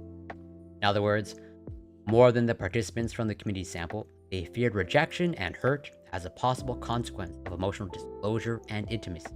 So, like, yeah, it seems like the gifted is more associated with this fearful attachment style, and this fearful attachment style typically has issues with being vulnerable, expressing emotions, or emotional disclosure, among other things, and emotional closeness or intimacy. And it seems like, again, and I think that perfectly tracks with what they mentioned earlier, where it seems like the intellectually gifted are very emotionally sensitive, and the fearful attachment style also tends to be very emotionally sensitive. A possible explanation may again lie in their relatively high levels of emotional sensitivity and excitability. As a consequence, gifted individuals may feel threatened more easily and experience fear in response to situations that involve emotional intimacy. Again, gifted in cognitive ability, but this emotional component, there's some clear deficits. In line with previous studies, the present study found moderate relations between fearful attachment and relationship quality among participants from the community sample. Among the gifted, however, this was not the case. And so, that's actually, this is also super interesting, where it's when it comes to relationship quality, having a fearful avoidant attachment is typically associated with having a lower relationship quality. But when it comes to the intellectually gifted, it seems like that is not happening. It seems like that despite, this higher rate of fearful avoidant attachment, the relationship quality, still as good as, the general population, or, whatever, the average gifted. So there's clearly something interesting going on here, at least to me. As gifted individuals who are more fearfully attached, they do not report lower relationship quality. And this is basically something you would not expect if you know anything about attachment theory research. You would not expect that someone or one person, a two-person relationship, one of them is fearful, avoidantly attached, not expect a high relationship quality, and yet that appears to be happening here. I'm super glad to hear that, and I super appreciate the positive feedback. I cannot guarantee that every stream will live up to whatever's happening now, but I'll always do my best. So it seems like there's something protecting, or there's some sort of protective effect that's going on.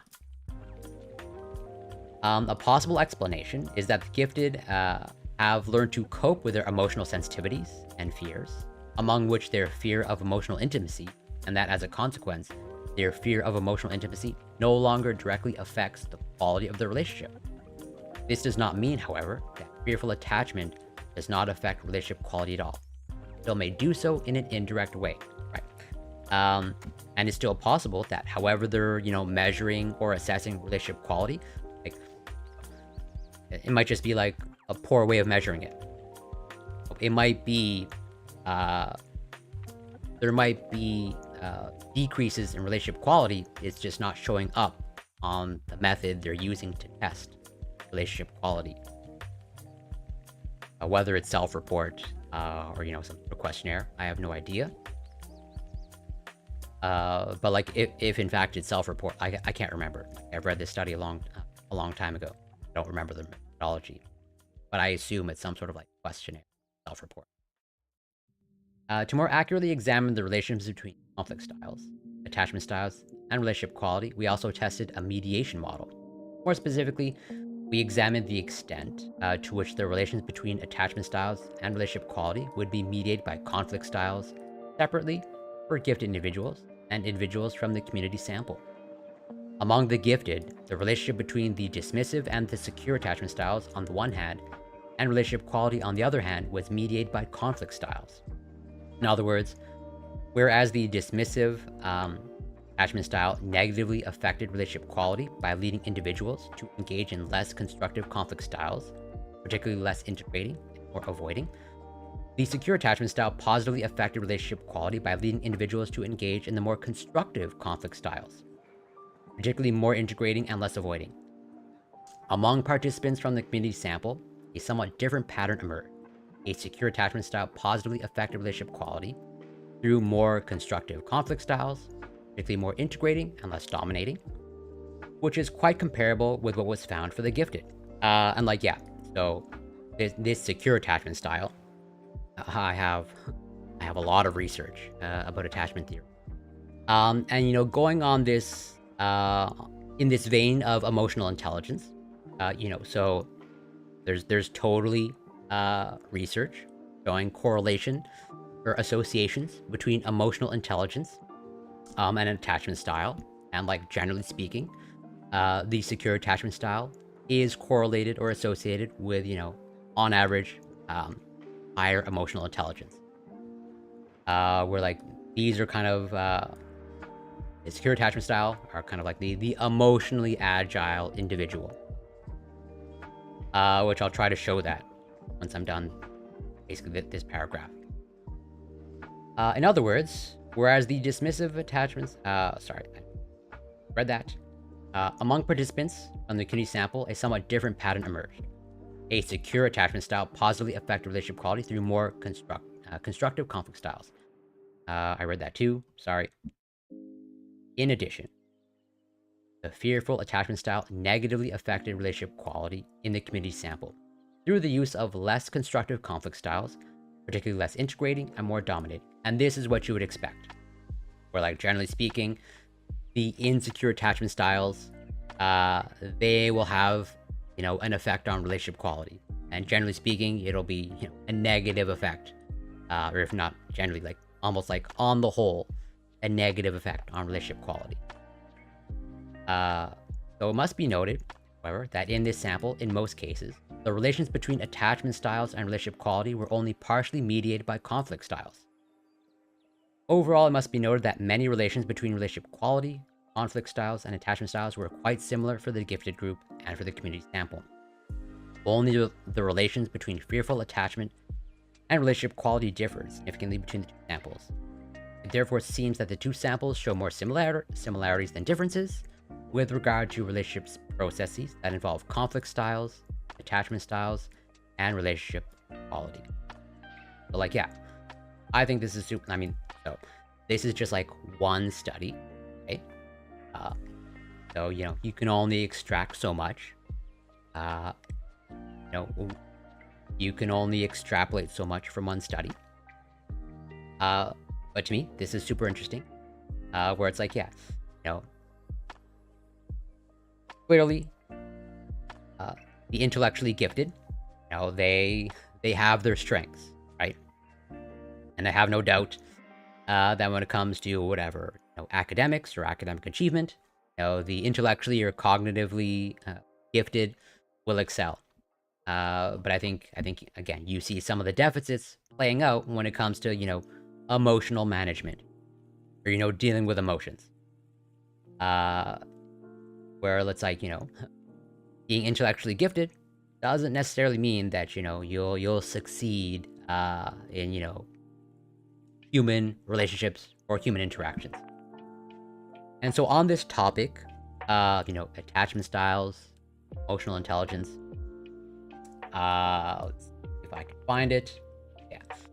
So yeah, I have all this research on attachment theory. I have how many papers? I have 145 papers.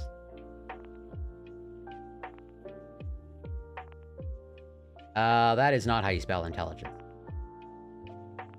That might say something about my intelligence. Yeah.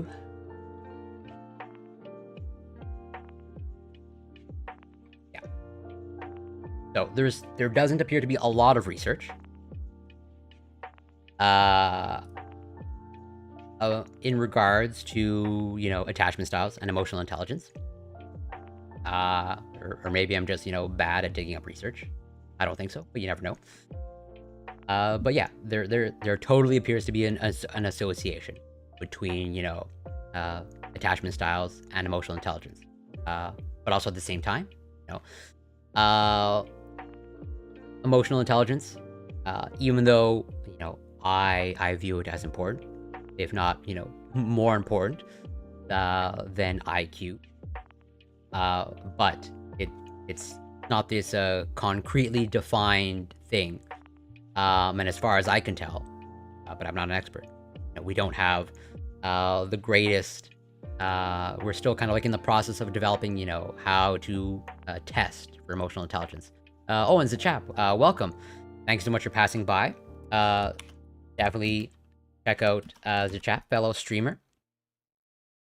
Hope you're doing well. Happy to have you here.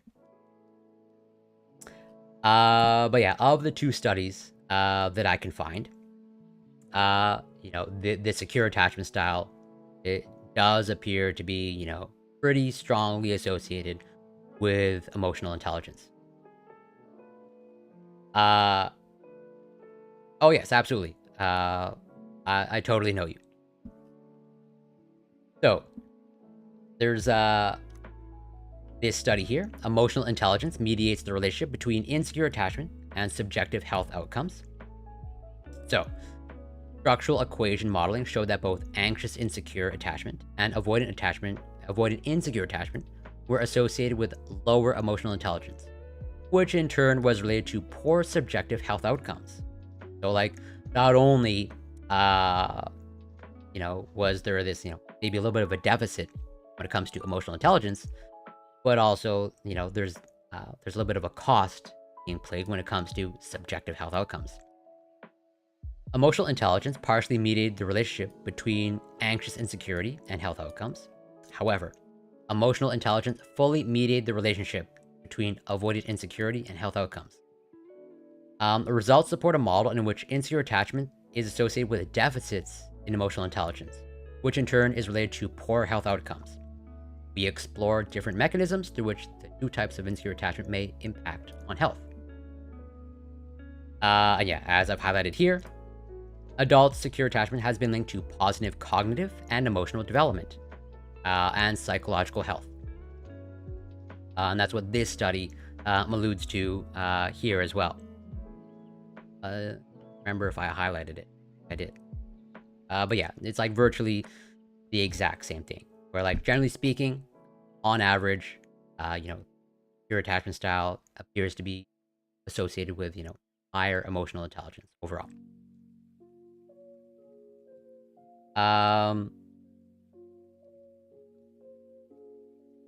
Thoughts on the possible bit? So I would ask the question, what exactly do you mean? Because intuitively, I want to agree with you in terms of like it's totally possible to psychologically nourish yourself. But I would want to clarify, what exactly do you mean by psychologically nourishing yourself? If you have specifics of like, getting your needs met, your psychological needs met. And are you asking like getting them met, alone on a deserted island? And on this topic of, attachment, cognitive ability, and, whatever, IQ. Let's see if I can find it.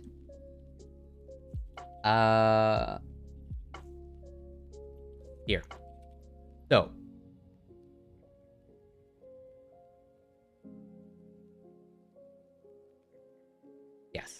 this study. Okay. Want to make sure I have. Yeah, it is. Being content without a partner and awareness of if you have a partner that you can manage life on your own or something. Okay. I'm glad you clarified that. And your question is perfectly in line with attachment theory. So, and here is where you mean, content, well-being, happiness, or do you think they're all synonymous? So, when it comes to, let's say, overall well-being or flourishing, basically to answer your question, do I think you can be content without a partner? Absolutely. Do I think you can be satisfied without a partner? Absolutely. But do I think, or let's say, do I know for sure that you can, be, flourishing and have a high degree of well-being, or maximal well-being, without connecting to another human being, whether romantically or not, is up in the air. I'm not so sure about that. Now, why do I say that? Before I cover this, because okay, secure base seems to be pretty important.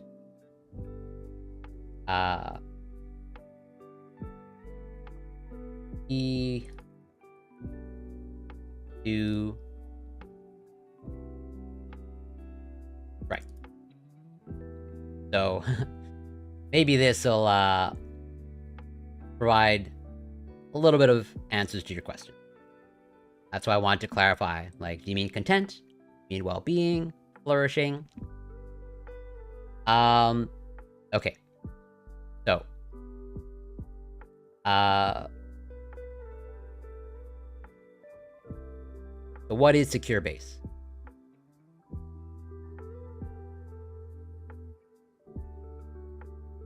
Yeah, so I think we're probably on the same page, read and wrap. Where, do I think you need a partner, like specifically romantic partner? No. But I do think you need, as you pretty much said, a secure social. You need to connect with other human beings. You need good support, because you have that. That means you have what they call, at least in terms of attachment theory, you have a secure base. And a secure base is basically pretty much in the term, where it's like you have this foundation that you feel you can return to, where the secure base is kind of like it's your secure base. It allows you to go out, explore the world, navigate the world, but you return back to your secure base. Where it's like, as summarized here, all of us, from the cradle to the grave, are happiest when life is organized as a series of excursions, long or short, from the secure base provided by our attachment figures. So, like, yeah, basically, it seems like you need an attachment figure or figures, but they don't necessarily need to be a partner or romantic partner, but just another human being that you connect to in a healthy way. And so this secure base concept is like super interesting, where it's like, find it. Right. This one, I just go by the researcher.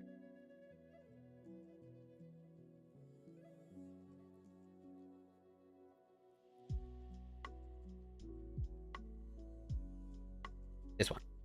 A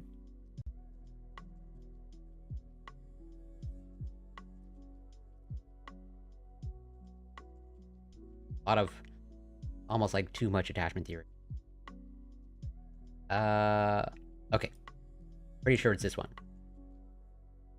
Maybe the question should be, do you feel lonely? If that is yes, then it seems to have a lot of negative effects on health and well-being. Romanticizing the wanderer, hermit being strong on their own seems pretty harmful. I totally agree with that. Desolate mirror, 1000%. You know, I don't think there are a lot of universals when it comes to human behavior. But I think like one universal, at least so far, that I lean towards is like it seems like we are kind of like wired to connect with other human beings and connect in a particular way, in a healthy way. And yeah, it seems like we need support. We need support from other people. And like, yeah, do you feel lonely? Is totally a good question. Or like, yeah, if you feel lonely, that those feelings are telling you something. So what did this study do? This study, let me see if I can. I should just go to the general discussion. Yeah. So, just the general discussion. But basically, having this secure base, having someone that basically feels that you feel has your back no matter what, typically in the form of an attachment figure, like a romantic partner, very often. Where like it seems like under that context, we tend to like do better, have better outcomes. We explore more. The current investigation was intended as an attempt at establishing a theoretical framework for examining secure-based support processes, adult relationships. As described above, the urge to explore the environment, such as pursue goals, grow personally and professionally, learn, discover, is as basic to human nature as the urge to seek proximity to a significant other in times of distress. Thus, the support of relationship partners going out for exploratory behavior, such as goal strivings, personal growth, learning, discovery, is likely to be just as important for his or her happiness and well-being as supporting the partners coming in for comfort-seeking behavior. It's like this back and forth. We like to go out and explore, but we like the feeling of coming sort of like, back home, having the secure base. An attachment figure that we can rely on for comfort. The results of this investigation provide some preliminary evidence for the hypothesized model and for the importance of secure-based support in predicting benefits for the recipient that are likely to be distinct from the types of benefits that relationship partners derive from safe haven support. Phase 1 provided an observational assessment of a number of processes involved in the provision of a secure base. Phase 2 enhanced the investigation by experimentally manipulating secure-based support behavior and examining influences on perceptions and outcomes. The results of Phase 1 indicated that within the context of a discussion about personal goals for the future, perceptions of home-based security were associated with perceptions of exploratory opportunities. Perceptions of exploratory opportunities were associated with exploration and support-seeking behavior during the goal discussion. Support receiver and support provider behaviors were linked in complementary ways. Specific support behaviors exhibited during the discussion predicted the recipient's perceptions of having been supported. And perceptions of support predicted important immediate outcomes for the recipient. Specifically, support providers who were coded by observers as providing sensitive, responsive support during the discussion were also perceived by their partners as being sensitive and supportive, whereas support providers who were observed as being intrusive, controlling, and unsupportive were perceived by their partners as being rude and unsupportive. Then, support receivers who perceived that they were supported by their partners reported greater self-esteem and positive mood after the discussion, controlling for self-esteem and mood before the discussion. Like, yeah, if you perceive your partner as supportive, then you feel supportive. And then that boosts your self-esteem, and there's, psychological benefits to that. I saw a phrase in someone's bio that said spasmatic hermit, continuous friend enjoyer.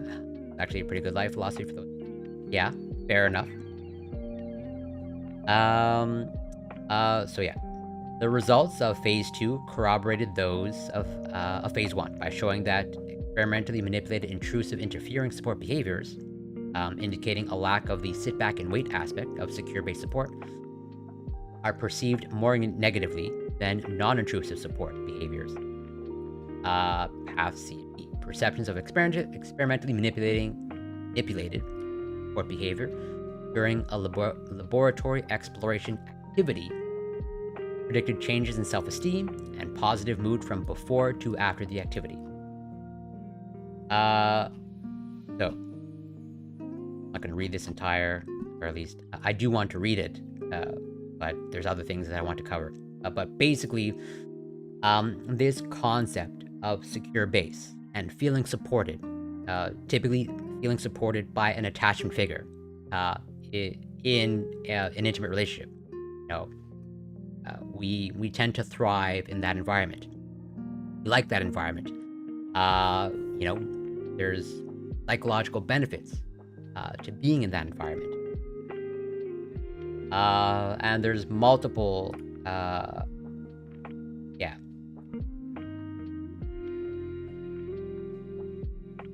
multiple studies bearing this out. Where it's like, this is roughly on the same concept. Just gonna read the abstract for this one, as I want to cover this one. One is like some of the most interesting. Where was I? This investigation examined the importance of underlying motivations in predicting secure-based support behavior, as well as the extent to which support motivations are predicted by individual differences in attachment orientation. Participants were 189 married couples who participated in 2 laboratory sessions. During a questionnaire session, couples completed assessments of their underlying motivations for providing and for not providing support for their partner's exploration, for example, or i.e. goal strivings, as well as assessments of their typical secure-based support behavior. In an observational session, couples engaged in a discussion of one member's personal goals, during which the partner's secure-based support was assessed. Results revealed a variety of distinct motivations for providing or for not providing secure-based support to one's partner, as well as theoretically expected links between these motivations and both secure-based behavior and attachment orientation. This work establishes motivations as important mechanisms that underlie the effective or ineffective provision of relational support. Just reinforcing this notion or the importance of secure base, where it's like, if you feel supportive, there's a whole bunch of benefits to that. So still in this topic of attachment, and maybe more specifically secure attachment, and maybe how attachment affects personality, and maybe sort of pushing back, or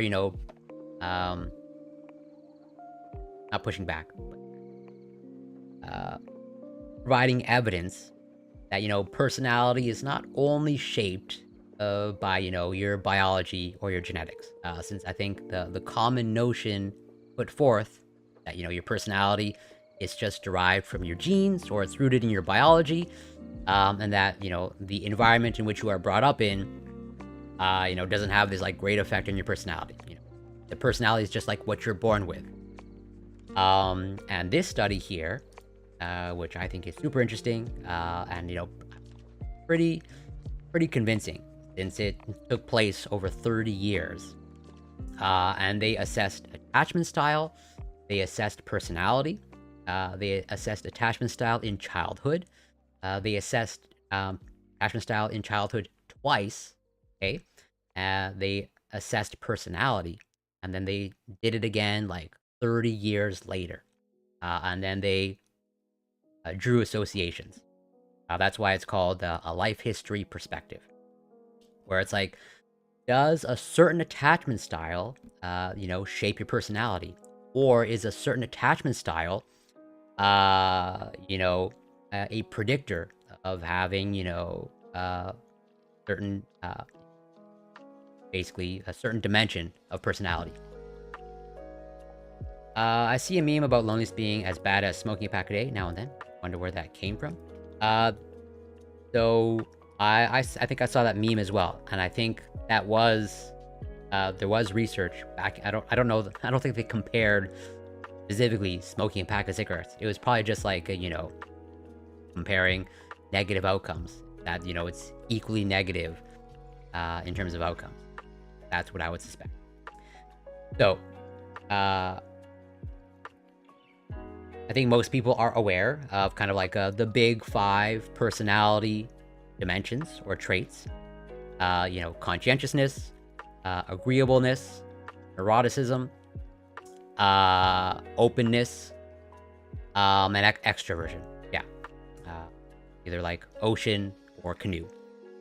And generally speaking, if when it comes to cognitive ability, or like academic achievement specifically, what personality dimension is associated with academic achievement?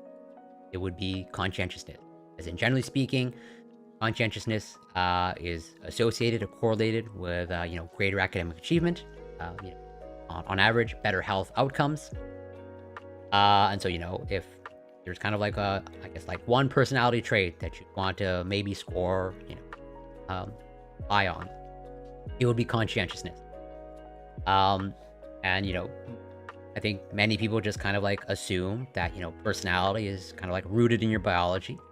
And like this study here, I think like pretty convincingly shows that the circumstances in which you grow up in, so that is pretty much what this study addresses. And you build, like, if your goal is to raise a child to score high on conscientiousness, then like this is what this study is attempting to answer. Like, how do you do that? So let's go, or let's try and go through it. Not the entire thing, but just highlights. So, what was the methodology?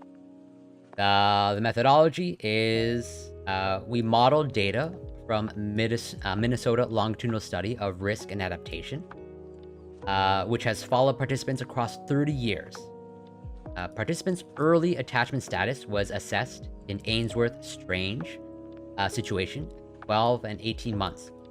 So they assessed the attachment style during 2 time points in childhood, at 1 year and basically like 1.5 years. Okay.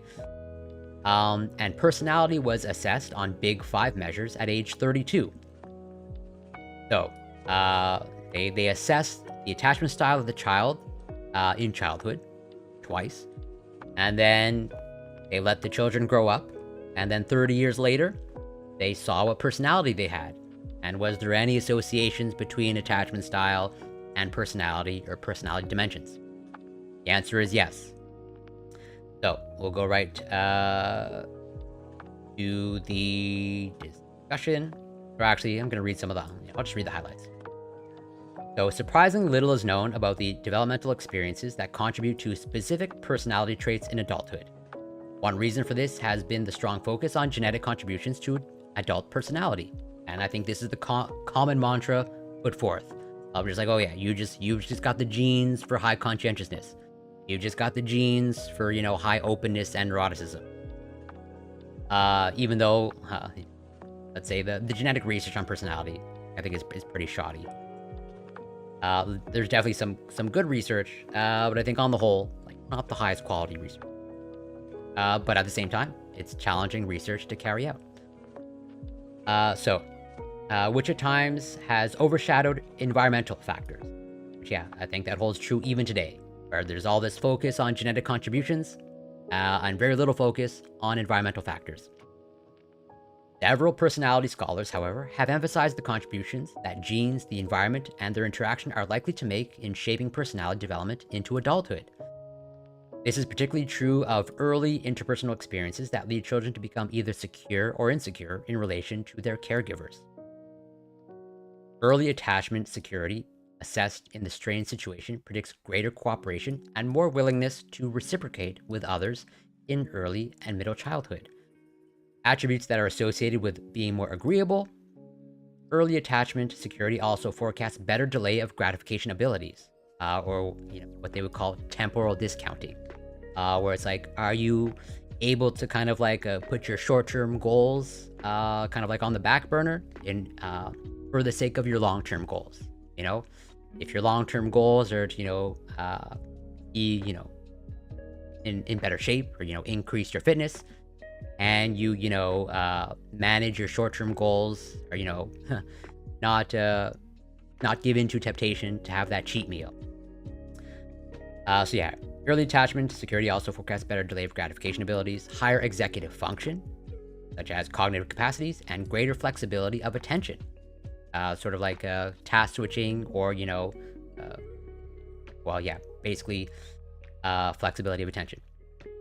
All of which correlate with higher conscientiousness. And early security is also associated with better emotion regulation abilities, which characterize individuals who score lower in neuroticism. All of these emerging abilities and attributes are likely early life indicators of higher dispositional stability in adulthood. These findings, however, pertain only to children. So, what about adults? So, going to the overall findings. Informed by attachment theory and life history theory, this research examined whether and how key early interpersonal experiences prospectively predict personality patterns in adulthood. Specifically, we examined how attachment security versus insecurity with one's primary caregiver, assessed during the first 18 months of life, predicted scores on the big 5 personality traits at age 32. Again, this is over 3 decades of research, focusing on the traits that constitute the meta trait known as stability. Because early attachment security status is an indicator of the life history trajectory that an individual is likely to adopt later in life, it should be meaningfully associated with personality traits that typically facilitate the enactment of slow or fast life history strategies. We focused on the meta trait of stability because being more versus less stable should map onto specific life history behavioral profiles, such as having long-term versus short-term personal and relational goals, preferring the quality of romantic partners versus the quantity, etc.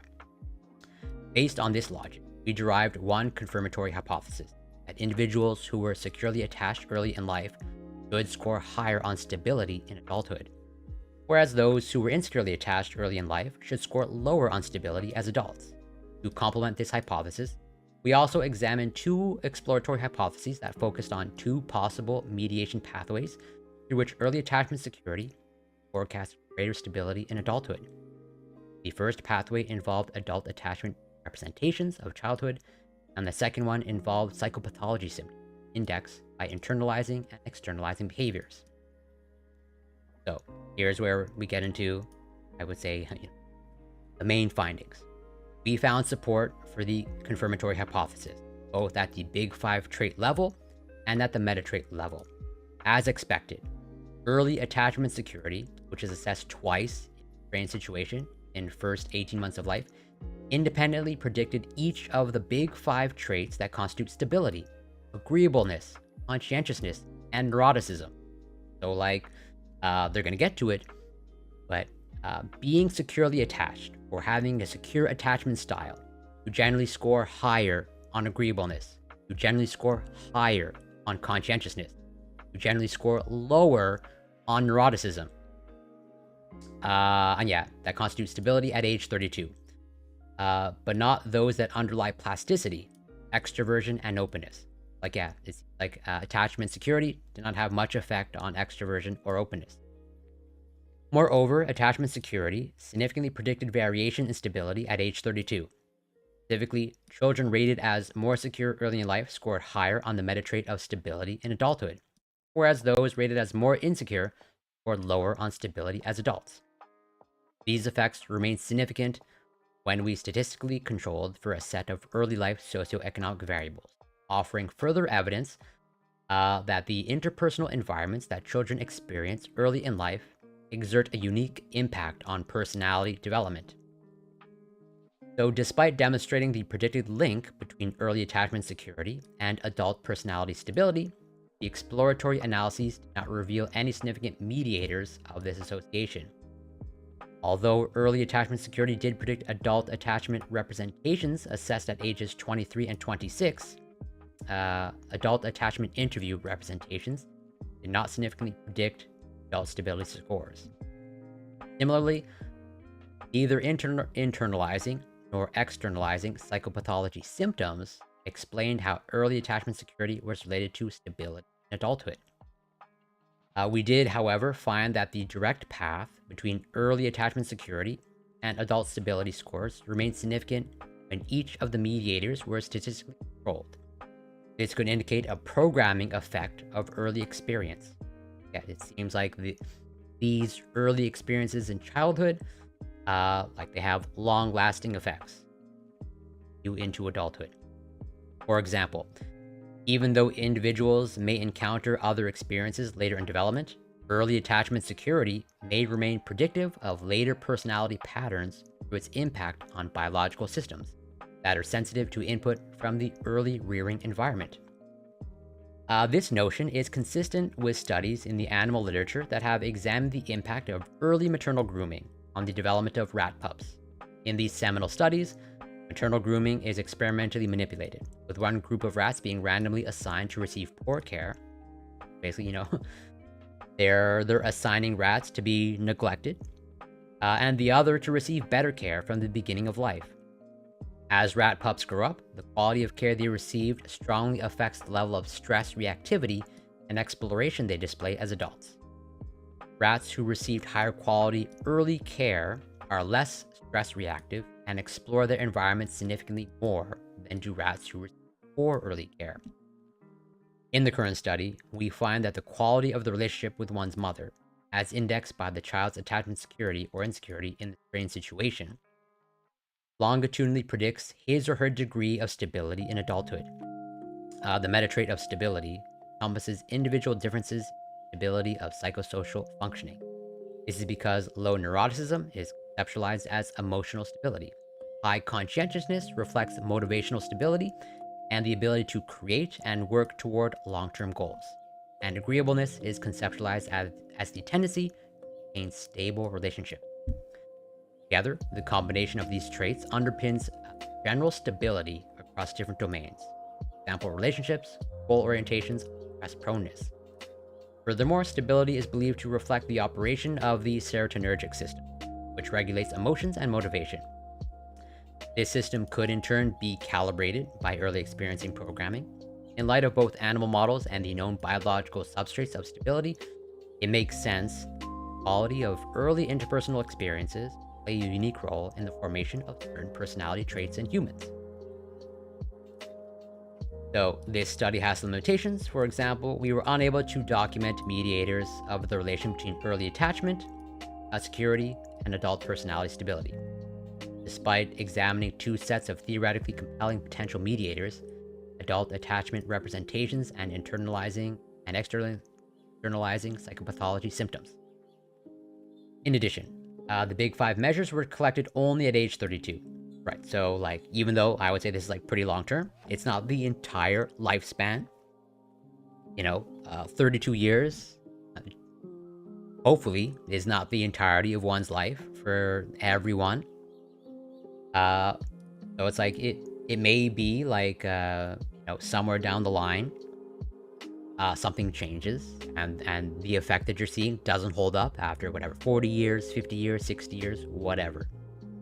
So like, this is only applicable, in this 32-year time span. Big five trait scores were not collected on MLSRA participants at early ages. Like, yeah, they didn't assess the personality of the young children, which I imagine one of the reasons is probably because it's like difficult, if not impossible, to measure personality in a young child. If they had been, we could have determined when during development the early secure attachment greater stability effect starts to emerge. We also cannot rule out possible genetic effects that could have impacted either children's early attachment security status or the caregiving styles of their parents. Although prior research has found relatively small heritability coefficients for strain situation attachment classifications and fairly substantial shared environment coefficients, genetic factors could still impact whether a child is classified as secure versus insecure, how a child was treated early in life. Right. So, like, even though, as they sort of allude to, it doesn't seem like genetics plays a huge role when it comes to, parenting style or how one attaches, there still could be an effect. So, in conclusion, while recognizing that all of the big five personality traits are moderately heritable, the current findings suggest that examining the impact of certain early environmental factors can extend our understanding of how and why so much variability exists on certain personality traits in adulthood. The current study offers the first prospective evidence that attachment security early in life is reliably and meaningfully related to the meta trait of stability across a 30-year span of time. Attachment theory and life history theory can both contribute to our understanding of personality development because they articulate how and why certain individual differences in adulthood might have been shaped by the early environments to which individuals were exposed.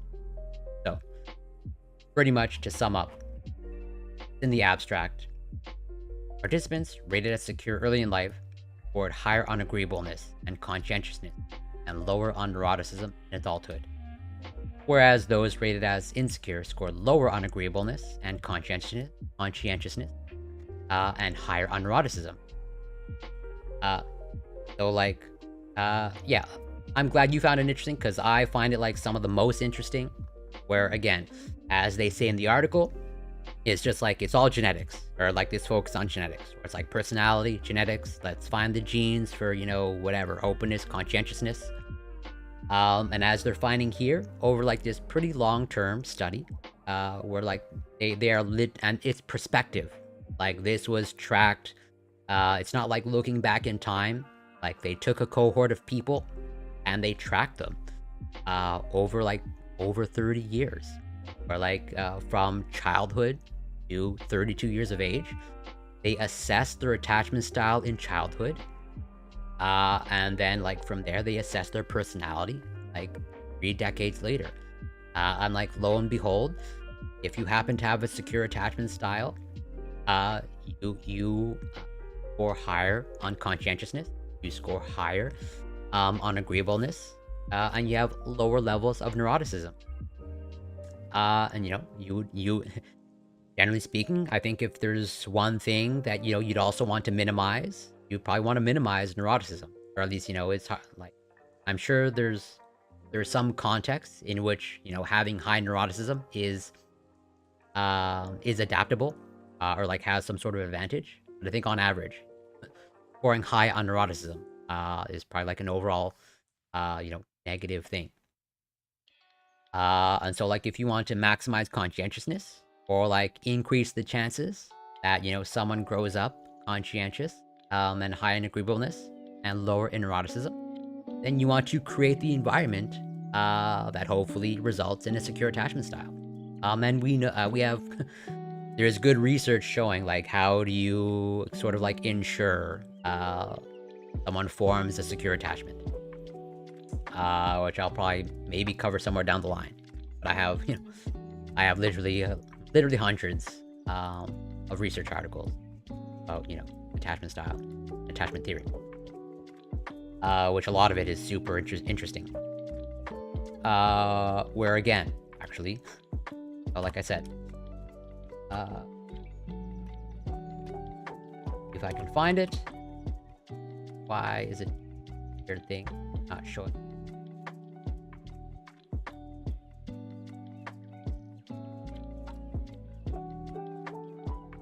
Yeah.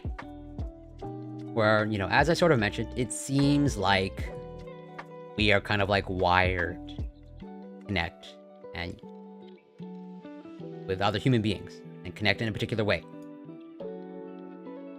Where it's like, yeah, touch promotes state attachment security. There's multiple studies showing the importance of touch.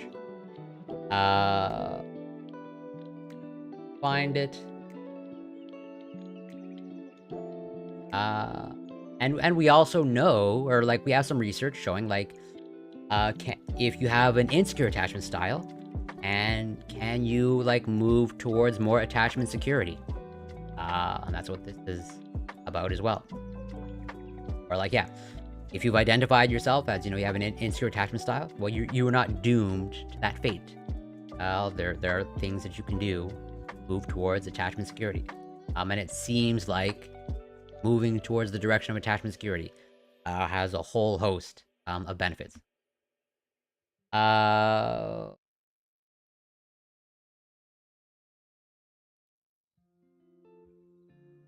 Where is it?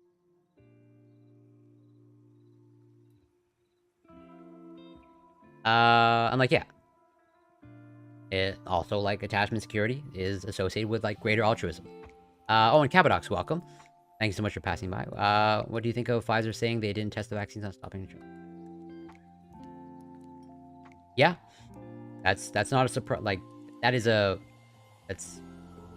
regular thing that occurs when it comes to these types of fast development therapeutics.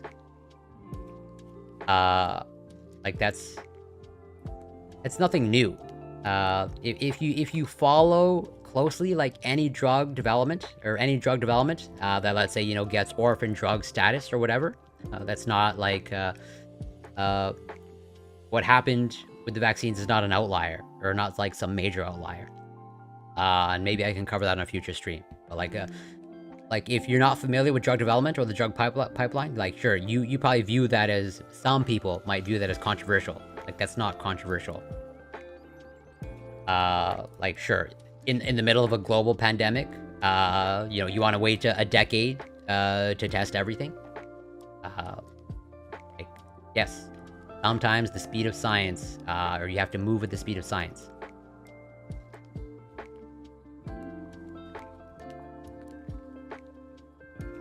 And yeah, this is a really good book about, I think highlighting the importance of emotions, or emotional agility.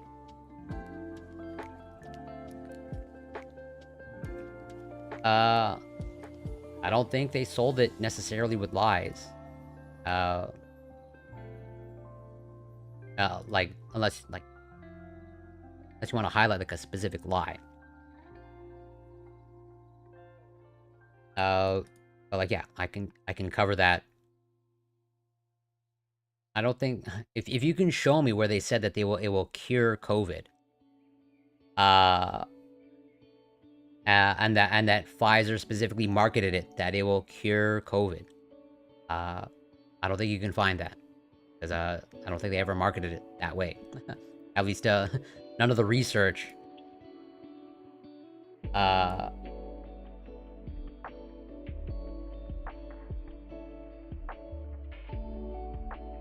Yeah, totally. And welcome, Zeron. So I think that's a great sentiment. Where it's like,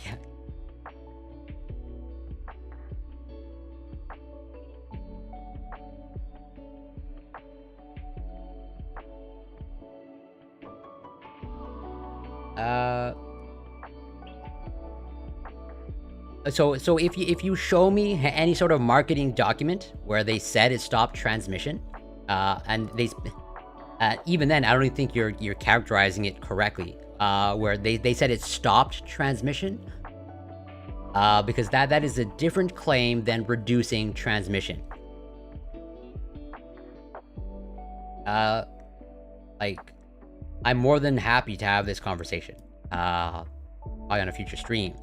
But you need to be very specific in your language, because in science, we are very specific with our language. Stopping transmission is not the same as decreasing or reducing transmission.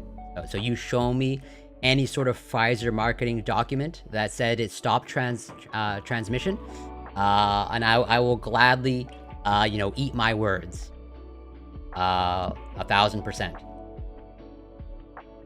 But you need to. I recommend that you choose your words wisely, and make sure that you are clear in what you are claiming.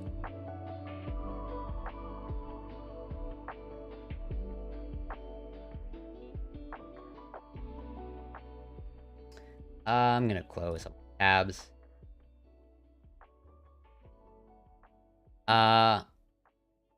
Well, I'll give you a couple of minutes, but I'm wrapping. Well, if you find that reference in the next couple of minutes, I'll cover it. But I'm wrapping up stream currently. I've been streaming for over 4 hours. And yeah, I hope you're doing well, Zeron. Thanks so much for passing by. Let's see if I can find someone to raid out to.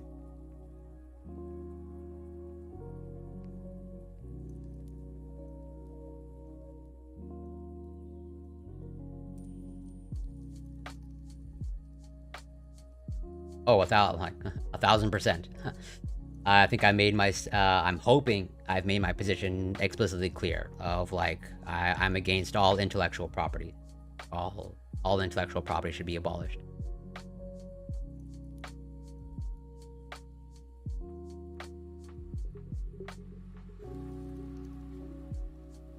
I think we're going to raid into Beer Bash Johnson.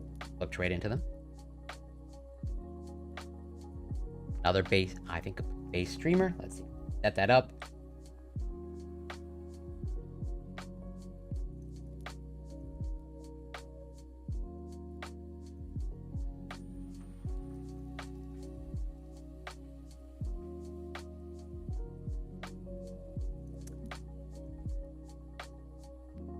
Yeah, so I read about, so that definitely came across my newsfeed as well. Desolate Mirror of the inhalable COVID vaccine, which could potentially be a game changer. So yeah, that's gonna be it for this stream. I want to thank everyone that passed by. It's been super great, as always. Thank you, Read and Rap. Thank you, Bob Marley, Zeron, Desolate Mirror, Zachap, and like all the great questions, and all of the research rabbit holes I was led to. Yeah, well, I love reading. Like I have this research for a reason, because like I love going through it, or I love sharing it, because I think it's useful. And thank you. Hopefully I thank you, Zeron, and thank you for the new follows. Prisol, thank you for the follow. I plan to stream next. This week is a little bit of a rough week for me.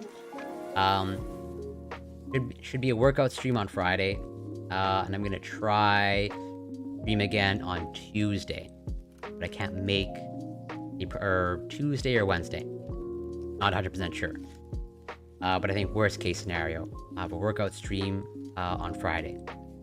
And yeah, thank you everyone that passed. I'm gonna miss a lot of names. Thank you, Jason Society, for passing by. Super appreciate it. Cabadox, thank you to you. And yeah, I'm missing a bunch of people. I'm just grateful for everyone.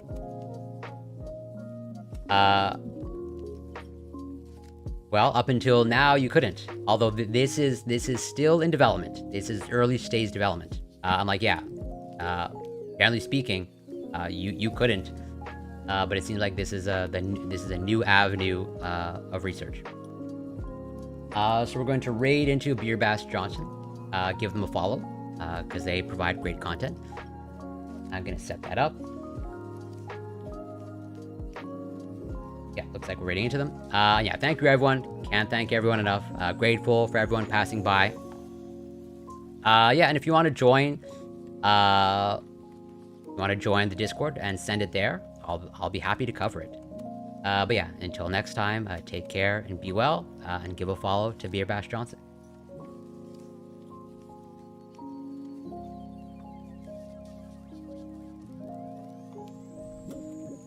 About how Vietnamese cops. Corey Campbell, thank you.